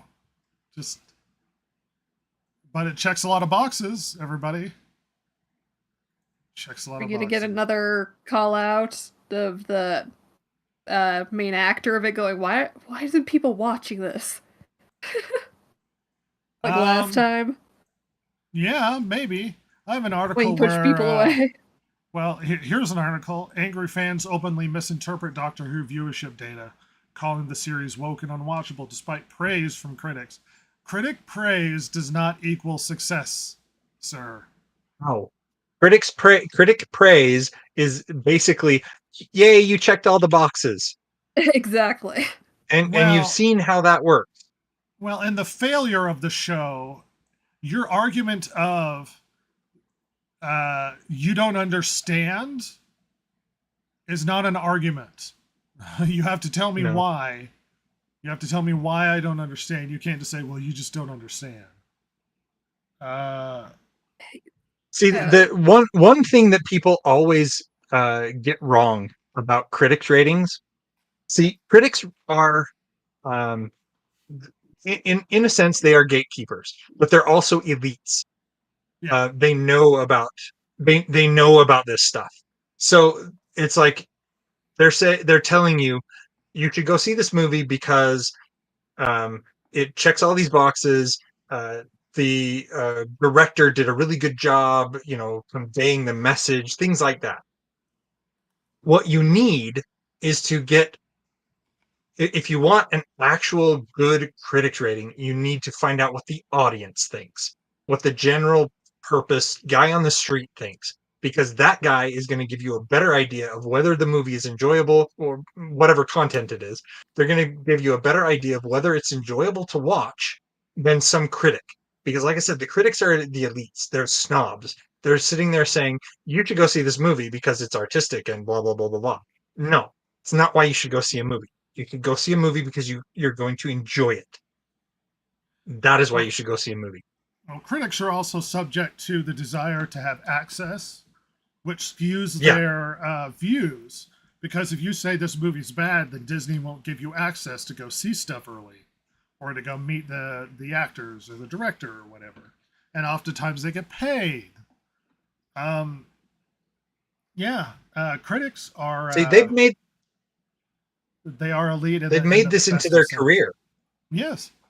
Well, and the other problem is, on the flip side of the coin, audience reviews are not necessarily reliable because people are reacting emotionally to stuff that they like or don't like. Very true. So the only clear measure as to whether or not some people are responding positively to whatever's coming out is whether or not they're consuming the product, and it looks like they're not consuming this product. No. No one's showing I up mean, to see it. like you said, the numbers here are showing that this is the worst received Doctor Who in history. The numbers are so low. It's lower than at any other time in history. And the last time the numbers were this low, they canceled Doctor Who. Yep. In fact, the numbers were higher than this, and they canceled Doctor Who. Yep. That's how bad this is. It's limping along, and they're propping up a dying horse here. They should just shoot it and get it out of its misery. Put it down. Exactly. They've already flogged it half to death. Why are they torturing it? Oh gosh. Is this going to be one of those podcasts where Silver has really interesting things to say after the podcast? Yes, it's totally gonna be. All right. I'm microphone shy. I apologize. No, that's fine. Well, the fallout from the Yasuke drama has been massive. I'm gonna have to say. Yeah. So there's been negative responses and positive responses, and people attacking people for not liking or liking the change of a non-historical character. Let's read on. Well, the title of this article is "Hi, I'm an idiot who's mad about everything in video games except the layoffs." Yeah, I don't care about video game layoffs. I'm starting to feel like I hate video games. I never thought I'd say those words, but here we are. The hobby I've loved my entire life is being ruined by greedy decisions made by selfish people. Whether through evil or stupidity, video games are being destroyed by the very people who claim to make them. As much as I want to stay excited and engaged as a fan, I'm afraid that some of these corporate decisions have made me want to leave gaming entirely. I'm disgusted, I'm upset, I'm offended. Wait, layoffs? What layoffs? No, I'm sorry, let me clarify. I'm an idiot who's mad at everything in video games except the layoffs. For some reason, those don't bother me at all. And if they do, I'm certainly showing it by focusing all my time on ever-shifting culture war nonsense, which thousands of people in the video game industry losing their jobs don't care, including developers who make successful games. Not true. I think my energy is best spent elsewhere, namely making an endless series of 90-minute long videos in which I call every new popular piece of media woke. This is not popular. Unless it features Gina Carano looking straight through the camera and saying slurs. When did that happen? And see, that's a woman. So clearly this person's weighing into the culture war and telling everybody they're stupid for caring about the culture war. Guess what? People aren't required to support content you like. I'm sorry, but that's the world we live in. Nobody's required to love content or games or things that you're excited about. And in fact, believe it or not, games are kind of reliant on a lot of people liking it or being into it. Just because you think that a new black character in a new Assassin's Creed game is a great step in the right direction and it's awesome and I love game companies, doesn't mean everybody else has to agree with you. And you can sit on your high horse and act like everybody below you is raving lunatics. But this is not a popular move of a character that isn't real, that never did any of these things. So the character is real. Well, the characterization is isn't false. real. Yes, there you go. None of this happened. Didn't fight in battles. Wasn't a cool samurai. None of this is real. And people are responding to it negatively. Why? Because it's a negative. They're not morons. Well, it's a manipulative, ahistorical, political, woke, bullshit way to insert your political agenda into someone else's culture, into depictions of someone else's culture and someone else's values. This is really dumb. and people don't like it. Hey, look, if the game does well, I'm not going to change my opinion. I think it's stupid. There have been plenty of movies I didn't like and I thought were dumb that were successful. Believe it or not. That doesn't mean I have to like it. That doesn't mean I have to go along with it. And the general response is negative because people don't view the world the way you do. You view the world as inclusivity equals good. There's no guarantee that inclusivity equals good, especially in this ahistorical way. Because the implication is, going down the rabbit hole, being inclusive means you're getting diversity, and diversity equals good. Because diversity equals good, because diversity equals people coming from different cultures, different backgrounds, different points of view. That's a racist way of looking at the world. I'm just going to say right now, this is really racist way to look at the world. Because believe it or not, individuals have their own perspectives, and simply having a black person in a game doesn't mean you've included the black perspective, because guess what? Not all black people are the same. I know it's weird to think that the world, in the intersectional world, that not all black people are the same, but that not all gay people are the same. I have known very religious and very right-wing gay men. I knew 2 of them. Weird, isn't it? That people are more individuals than they are subject to the collective. Oh, look, it's Ross. I bullied him in. Hey, Ross, we're talking about Yasuke. My favorite samurai. Your favorite samurai. Yeah, apparently this guy in this article is talking down to us about how bad we are. How stupid we are. Well, I am the worst. It is true. Were you listening beforehand, or do I need to go over something again? I was not listening. I'm sorry. Wow, the podcast you're also part of, not. Yeah, there's been a lot of browbeating and a massive amount of reaction to the Yasuke event in the new Assassin's Creed. And his big lament, his big lament is idiots who care about this culture war stuff and also don't care about the layoffs in gaming. What? Yeah. How do those two go together? What? You want me to read some of his very charged? No, I mean I can get on the dock and read it and catch up. You go ahead. All right. So let's move right along. I clutched my pearls so tight they left little circles in my palms. Yes, the character is a well-known historical figure. Not true. Who's had multiple betrayals in Japanese media. Not true. But I'm furious he's there in absolute. Well, they actually marched out some Japanese gamers to say, I don't have a problem with this, despite the fact that the trailer in Japan has been ratioed into the ground. So having individual Japanese people saying it's okay is not a reflection on the Japanese culture at large. Believe it or not. But what if it was? What if it was? Anecdotal reactions by individual people does not reflect a society. Just like one black man does not reflect the entirety of black culture and create inclusivity. And don't tell me that the other main character in the new Assassin's Creed game is Japanese. She should be, because she is a non-cybernetic woman, which is almost as bad. I'm sorry, all feminism, CRT, and other buzzwords I get from my favorite podcast host by 3 identical-looking meatheads. Silver looks a lot like us. Isn't going to make me interested in playing as a woman. I would be more interested in the female character than the male. I'm going to be honest. Oh, for sure. Oh, totally. Absolutely. That is, unless the developer makes any subtle changes to her design between announcement and release, in which case I'm always the biggest fan of her, and I will murder the artist who gave her suboptimal vagina bones. What the hell are you talking about? Is this just a giant straw man of everybody you hate? Oh, yeah.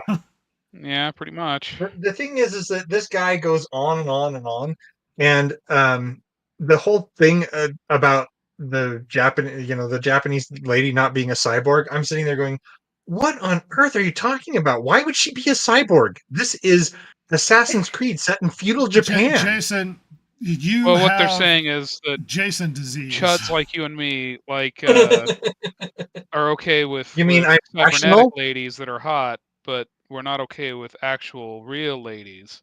Yeah. That's what it's getting at. Jason he's enjoys strawmanning. taking things very literally. So we go on to another article. Let's not pretend we're mad at the Assassin's Creed Shadow Samurai isn't Asian. Let's not No, pretend. that's what we're mad about. Ubisoft. I don't have to pretend. That's what I'm mad about. It's not even that he's not Asian. It's just this is not historical is my biggest gripe. I don't care that he's a black man. I care that he's a black man in the most homogenous society ever. Very, very recluse and very non-inclusive. And somehow you've elevated a black man and claims it's historical to a position he never held to turn him into some giant, awesome badass that he never was. But let's read this Let's get very a Yasuke fair game. Yeah. Well, Let's get they a made a Yasuke couple game of where you Yasuke just shows. you hand the sword to Nobunaga, and Yeah. that's accurate. Where they had him go around and a bunch of Japanese people gawked at him because he was black. Which is Well, that's what's probably funny. what- Like, I mean, I have not played Assassin's Creed since 3, but I've seen people play like Odyssey and such. Didn't they have like very famous like philosophers and stuff featured in those games that you'd Yeah. go talk to and stuff, like historical Yeah. figures? Yeah. Why can't Yasuke just be one of them? Because it makes no sense for him to be an assassin. No. Like he's Or a super samurai. sticks He out. could be in the game. No. He could be in the Yeah, game it would make as sense for him to be in Oda Nobunaga's retainer, just in the background or in a group, always Yeah. standing around. He could be a mission giver. Like, Yeah. that's I was fine. gonna say, yeah. It'd be interesting. what I thought. Talk Hey, to him. Do me a favor, can you assassinate this guy? Yeah, Who's sure, that? Yasuke. But I I don't guarantee know. you that the lazy response to this would be, well, it's not real, so why do you care? Right, and that. Okay, like I just so. I don't know. I hate that. I hate that response because yeah, Assassin's Creed is wild. It's about two factions on Earth fighting over alien artifacts, but like, it still has to live in reality of the people that actually live on Earth. Like, you have to have an assassin that can blend in.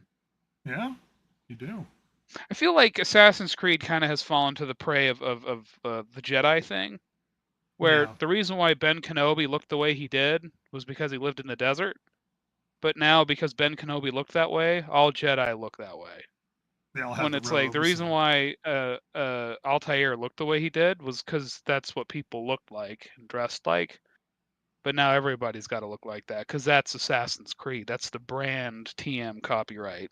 Yeah, you have to have the Yeah. hoodie with the little corner on the edge of it. Yeah, like it's just I feel like that's probably what's happened, and even though it's very silly, because really, what's his face from 2, Italian man, he should, Ezio.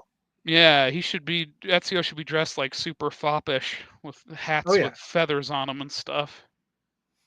But that's not Except when Assassin's he's going Creed. around to kill people. Yeah, and then you gotta look like an assassin, man. My response to that, why do you care, is that the creators of Assassin's Creed are basing it on reality. If they weren't basing it on reality, it would be like, well, that's kind of a why would you care? But Yeah. Yeah, but because it's a they're fantasy trying to universe. have but they're trying to have an aspect of realism. They're saying this is based on feudal Japan. So if you're basing it on feudal Japan, you wouldn't have a black samurai. Well, Not as an assassin, man. Not officially. No. Yeah, and my argument last week is you can't have both. You can't make both arguments. You can't go, this is fake in a fantasy universe, therefore anything goes and it doesn't matter. And also it's justified because he's historical, so, he's real. This happened. Yeah. Yeah, you can't get both. Either it's Yeah. fake and everybody is weird and you can have every race possible in feudal Japan that never should have been there. And they fly rocket ships. It doesn't matter. And this Yasuke is a rocket ship, in my opinion, when it comes to the Assassin's Creed universe. It's just he's weird to have and him be shouldn't like there. a playable assassin, man, that doesn't make a lot of sense. And you know what? I think I mentioned this to you as an aside, like privately, Rhett. But I think you watch. I'm gonna laugh really hard if his playable section is like 20 minutes to an hour, and then the rest of the game you're playing as the lady. Well, And they like just with did the this other to games, get a lot of hype. well, like with the other games, you could, because it was sexist to only have a male main character. You could pick between a male or a female with the previous games. This is your male and female, so it's either you play his story or hers. But they're both. That's where it's silly. Yeah, that's how it's going to play out. Let's read a bit of this. While it's a known issue that Asian representation in Western games is fairly lacking, so let's replace them. I find it hypocritical and laughable that we're only talking about the need for Asian protagonists now that it's been revealed Assassin's Creed Shadows will star a black samurai that isn't historically accurate. This misses the forest for the trees. So every game that comes out means I'm supposed to champion Asians, and that way I can have legitimacy when you start replacing Asian characters and be like, hey, that's weird and ahistorical. Because we're in Japan, we want a Japanese character. Well, and it would be one thing if this was a Japanese company doing this, like whatever, it's not.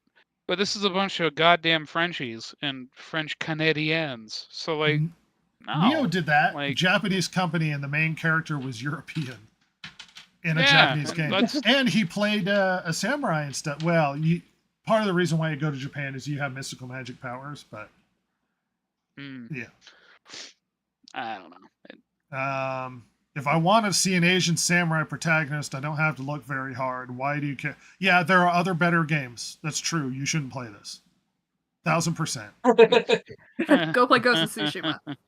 Ghost of Tsushima is amazing. It's a really good game. Yeah. Guess what? There's no diversity in it. It's all Asian people. Look, Ghost of Tsushima. I suppose they're Mongolian. There's diversity when there's Japanese and Mongolians and stuff, but a lot of people ran the gamut to defend the game because in announcement of this game, Ubisoft stock dropped 15%, and there are a lot of defenders to try and back the game up because hey, everybody's racist for pointing out something that's ahistorical and really dumb. How dare you racist? I'm going to start straw manning all over my article. Oh, by the way, Ubisoft hints that LGBTQ romance is going to be an option in Assassin's Creed Shadows. Yep. That's what I read. Something that's super okay in Japan in that time, I'm sure. Yeah. And I guess it makes sense you have to be Secret Assassin Man to pull that off, because otherwise. Because people might cite gay people existing in other Japanese content, it was still very frowned upon in Japanese society. Oh yeah, well that's to the one point thing about where like some of them moved to hide it. By the way, yeah, like that's one thing about historical like LGBT like homosexual stuff is they'll point it out existing, and yeah, it's true. But if you ever notice, it's always very secretive. It's always like it's either something you can openly ignore, and that they put up the bare minimum of like, no, see, this is fine. This is like weird clubs and stuff, like in London and things like that. But like, it's always meant to be deniable. It's never meant to be open, and like that's how it was. I mean, there was very few societies where that was okay. Well, if you care a lot about let's say you have a huge problem with gay people being ostracized or forced to hide throughout most of human history, right? Mm-hmm. Perhaps the mistake would be to go back on historical stuff and try and change it so that they can come across as more open, because now you're doing disservice to the people who went through those experiences, and you're displaying history inaccurately. So that now people are going to look back and go, oh, gay people were accepted all the time.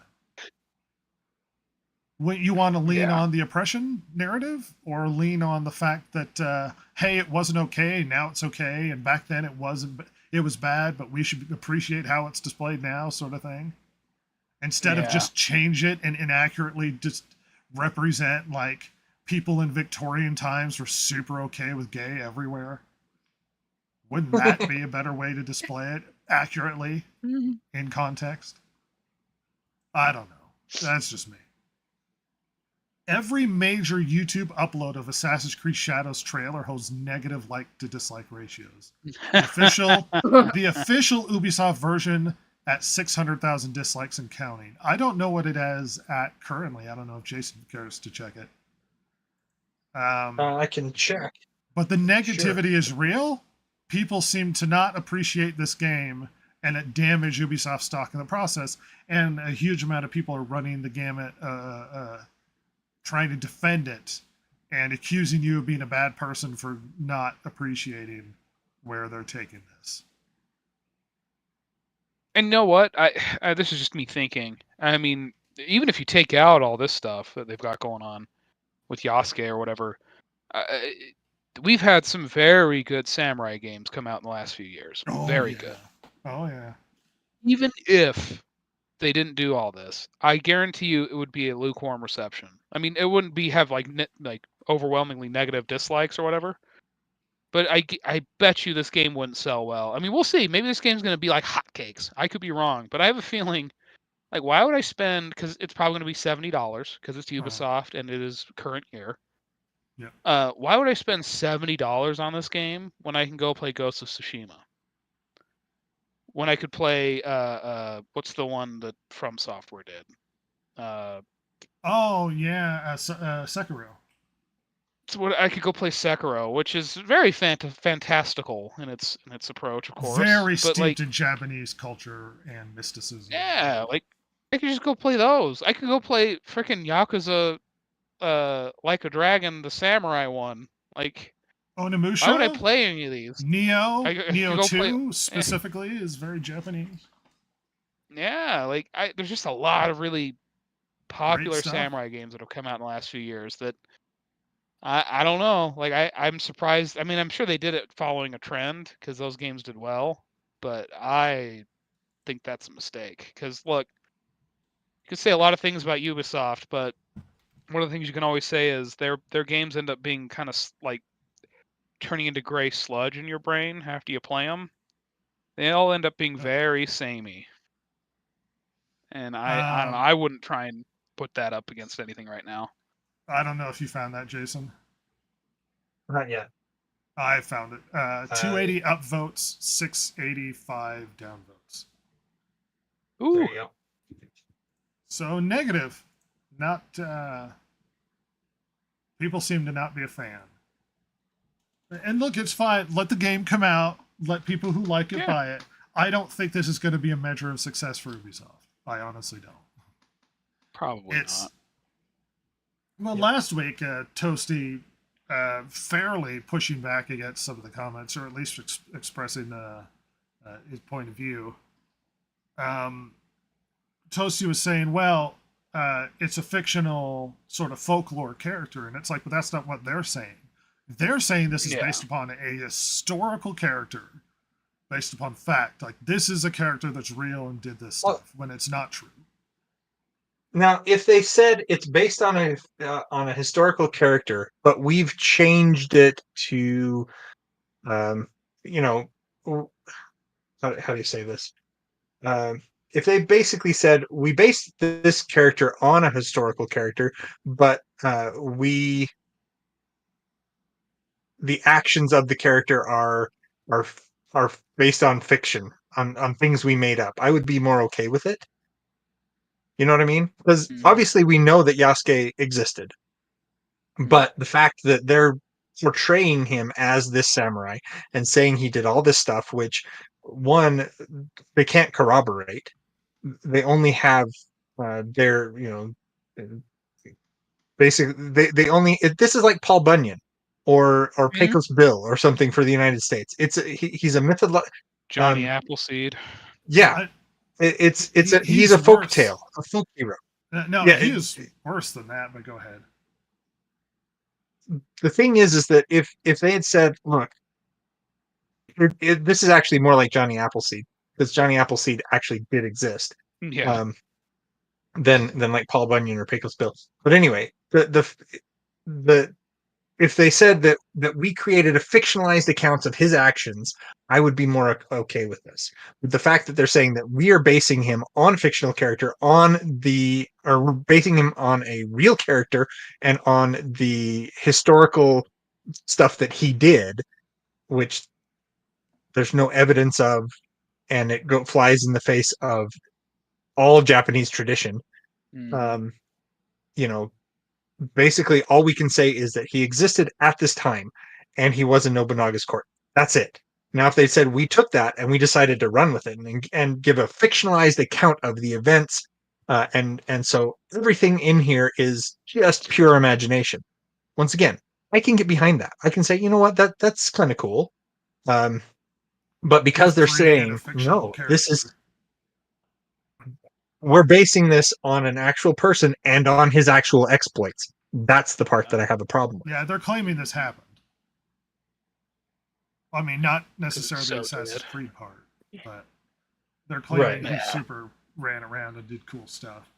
And like we talked about this last week, I don't remember if it was on the air or off the air, but it's even worse than displaying a historical figure. He is so unimportant to the events that transpired in Japan at the time. He is so nothing that it would be tantamount to having like Louis XIV maid happened to be one of the greatest warriors of all time. Like that. It's transforming a nobody into somebody, trying to make them into something that they're not. This isn't even a historical figure that had any influence in Japanese society, really at all. He was kept around as a curio. He was present, as far as we can tell, when Oda Nobunaga was betrayed and killed. He may have fought, but as far as we know, he was surrendered and given back to the Portuguese. So if he fought at all, he lost and surrendered, or he just surrendered right away. So yeah, we don't know anything about him. The few articles we have is he was a curiosity and that they made him bathe a bunch because they thought he had ink on him. And he was kept around as a curiosity so that he could show people this big black guy that they got.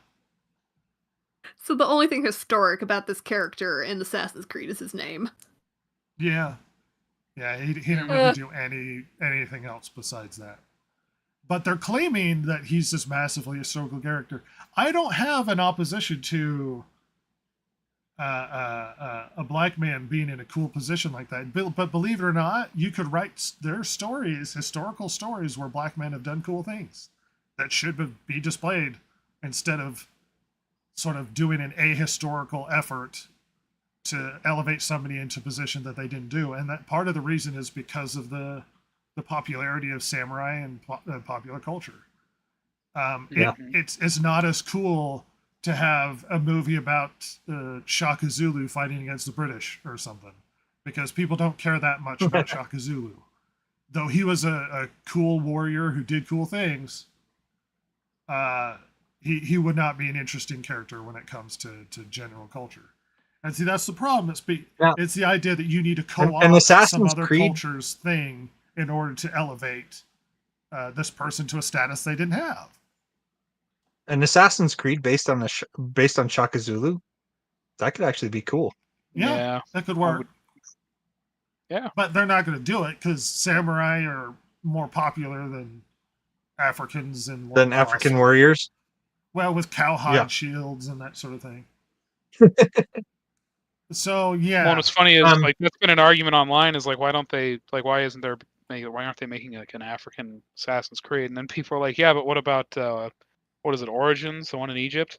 Yeah. And that started a whole other argument online about. It's like, well, they're not sub-Saharan African; they're Egyptian. Yeah, and it's like, but they are Egyptian, and but they are African, and all the Egyptians online are like, I mean, geographically, I guess, but not really. Yeah, they're in Africa. Like, well, it's like when we say American, we usually mean people from the United States of America, but technically Canadians, Mexicans, Brazilians. No, I always hated that argument. Yeah, me too. We're the I- only I- with America in our name. Well, I've had No. that argument with Brazilians in Brazil who flat out said, it's like, well, I'm an American too. I'm America do Sul, or America from the South. And I was like, yeah, but American is in the name of my country. Right. Yeah. I mean, I've heard like South American, but I've never Yeah, heard of but like they- Canadians be calling the Northern American or something. Oh, Canadians would hate it if you called them Oh, American. they'd be pissed. Yeah. Oh And yeah, only they a certain kind of Mexican would like that either. yeah. The thing is that you call a Canadian. Canadians, they're a bit snobbish when it comes to like. No. Yeah, the narrative of Yeah. the nice Canadian hasn't played out in my experience. Every time I've interacted with Canadians, they've kind of been full of themselves. That cliche has been bred out of them, I guess. I think so. Yeah. Any of the ones Yeah. that travel, at least. No, but it's weird to get to these sorts of discussions because it's like it's very racially charged, but it's racially charged because they made it racially charged. It's the argument, we talked about this last week, but it's the argument of like, well, why do you care so much? Why do you care so much about the race? And it's like, you're the one that changed the race. Why do you care so much? Because if it didn't matter, you wouldn't change it. But clearly it matters to you. Yeah. Stop doing racist things and then pointing at me and saying, you racist. It's like, I didn't do it. You did it. You're the one that changed it. It's not my fault. This is your fault, not mine. Stop doing the chicken and the egg argument where it's like, well, you started it. It's like, you're the one that changed the character. And then you got upset that I noticed. Like, well, I'm sorry, I noticed. Like Cleopatra was made black, and we're like, hey, but historically where's she from? Like Mesopotamia? Yeah, she's Greek. Yeah. Yeah, Greek. Yep. And we're like, wait, but that doesn't work, and then everyone threw a fit. Macedonia, actually. Yeah. Well, Yeah. I mean, Macedonia. Wait, who was it that they made like an Anne Boleyn it's a BBC television series show. or movies? Yeah, and she's black. Yeah. Well, I mean, Yeah, Henry VIII would not have taken a black woman as a wife. Probably not. Well, Well, he was not known for being a really political guy, was he? Oh wait. Well, he literally created the Anglican Church to allow himself to divorce a woman he didn't want to be married to. Yeah. He picked a fight with the Catholic Church just to divorce a woman. So yeah.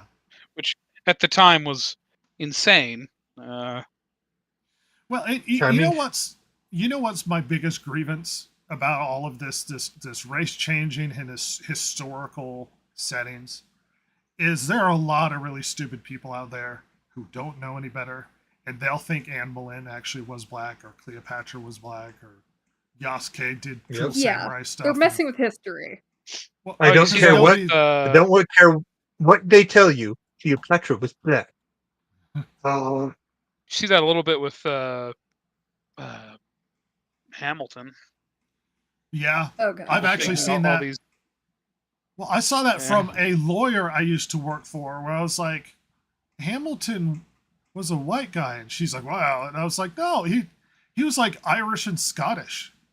Yeah, he's like Scott. Yeah, he was incredibly He was Scottish. not- What are you people talking about? He He's grew up very in the white. Caribbean, I think Puerto Rico, but his parents were. He also traded slaves, by the way. Yeah. He was what people would call a colonizer. Yeah, as opposed to like George Washington or Thomas Jefferson, who inherited slaves. He actually traded them for his father-in-law. So yeah. But it's just, and then they go, well, people know better. We're just doing it, for artistic purposes or diversity's sake. And it's like, they don't know better. People are that stupid. No. You tell Really, them with that how Anne bad Boleyn is black. education And, is? yes, you tell them Anne Boleyn is black, and they'll walk around thinking that she was a black person. That's how stupid people are. Yeah. Do you really want And then credit? you tell them otherwise, and they're like, no, that's not what I was told. No, I saw that show, right? That was real. That was a historic documentary, 100% legit. I watched every Hamilton musical and I believe it. Yeah. Yeah, Hamilton is one of the worst historical pieces of nonsense. Oh, it's a terrible musical too. God, it's a musical where all the music freaking blows. My favorite is the bad guy. The only white guy is King George, and he's the bad guy. Oh my gosh. So it's displayed as like these minorities fighting against the one white guy in England or whatever. It's like, oh no, these people were all incredibly English. Uh-oh. I think everyone thinks that he has the best song in the whole musical though. So it was really Yes. big when I was in high school and everyone went around singing the only white guy's song. That's the only song I've heard. Yeah. Yeah. Essentially, the song plays out like he's a jilted ex-girlfriend saying that you'll come back. Yeah. It's like, you'll remember you belong to me. It's an actual lyric. Oh boy. I mean, the game's going to happen. There's a lot of drama and negativity around it. They're going to report it's a success, whether or not it's a success. And the internet's going to freak out, and all of the pundits are going to accuse anybody who has a problem with it of being racist, despite the fact that it's an inaccurate depiction of a character historically who wouldn't be there. Isn't it racist to get rid of the Japanese guy? Yes, it would be. Yes, I would agree, I would say so. Yeah. So, we have no room for argument here. No, it's the chicken the egg racist sort of thing. It's like, who was more racist? Which first? racist came first? Yeah. Which one is the first one to cause the problem? Well, I'm glad Apparently Ross it was us joined by existing. I'm glad Ross joined for the part that he really The cared exciting part. about. Yeah. We talked about Yasuke that last week. Yasuke last week. Yasuke. But yeah, the fallout's been pretty dramatic, and crap is still being flung at one another over a character that didn't do any of these things, and all of this is fictional. But we're going to pick a fight because inclusivity equals good, apparently. So yeah, get hyped for best. that. It Who is. cares if it doesn't make sense? It doesn't make sense. So I'm excited. Let's look forward to that. Oh, you missed, Ross, that Furiosa did poorly. Did it really? Yeah, Are you surprised? You sound so surprised. It's the worst #1 movie over Memorial Day weekend in decades. Oofty. Yeah. Well, granted, I had no interest in seeing it, but it looked worse. Like, not because it's about Furiosa, none of that stuff. Visually, it looked worse than Fury Road.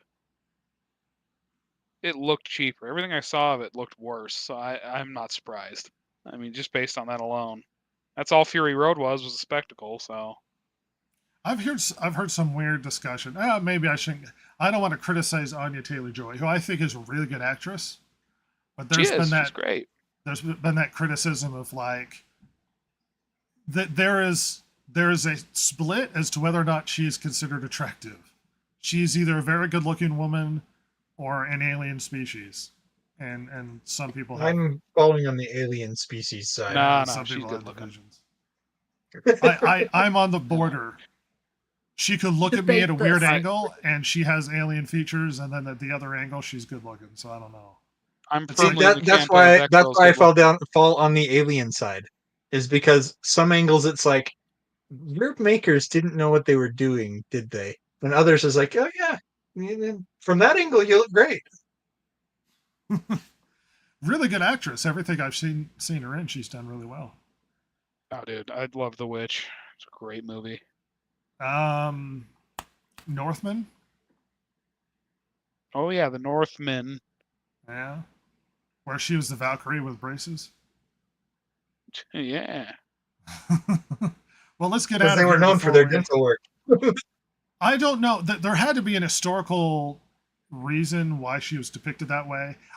They weren't really braces. There were some sort of metal things on her teeth, so I don't know historically why she was depicted as like this Valkyrie with metal stuff on her teeth. When he makes his movies, there happen to be reasons for it because he puts an effort and. Oh God, yeah. I mean, the witch, like how they depicted that era of colonial America was really good. Yeah. Quite well done. Even though the way all the of house it's was based built, off was of right. multiple folklore and fables from colonial America, based around witches and witchcraft and that sort of thing. But let's get out of here before we drag this on too long. Thanks everybody for coming along. Anything anyone wants to leave with before we get out of here? Nah. No. Yes. We've said our piece. I go to Tsushima. Oh, hey, Ghost of by the Tsushima way, is really good. I have the rule books for the Star Wars D20 by Wizards of the Coast, and they have the light whip in there. Yeah, it's just not just light. Oh. But yeah, they exist. It's just I just want people to think about what they do for 5 minutes before they display it on screen. Can they do that? Is that hard? No. No. But no, I will not. Well, the biggest argument is that there's a light whip in the new Acolyte show. Oh. Mm-hmm. And it's just a lightsaber that they turn on and then they whip around. And it's like, but a whip requires mass so that you can whip it. And light has no mass. But it could. Like, What if I really believe it does? Well, inevitably response is like, whatever, it's space wizards, like it's not real. And it's like, yeah, but you could try to move it. Just lazy writing. Like all you need to do is make like some segmented chain or something like that with energy around it. Like that's all you need to do. But no. Anyway, there'd be a lot of danger of killing yourself with that thing. Oh my God, yeah. Who would use that? I mean, the double-bladed lightsaber is stupid. Yeah. Let alone something you have no real control over. You can't feel where it is. Well, I've heard speculation you'd have to keep the momentum going, so you'd have to keep spinning it around your head or something like that. Like you couldn't stop it. Just forever. All right, let's get out of here. Thanks for coming, everybody. Goodbye. Yay, bye. Later.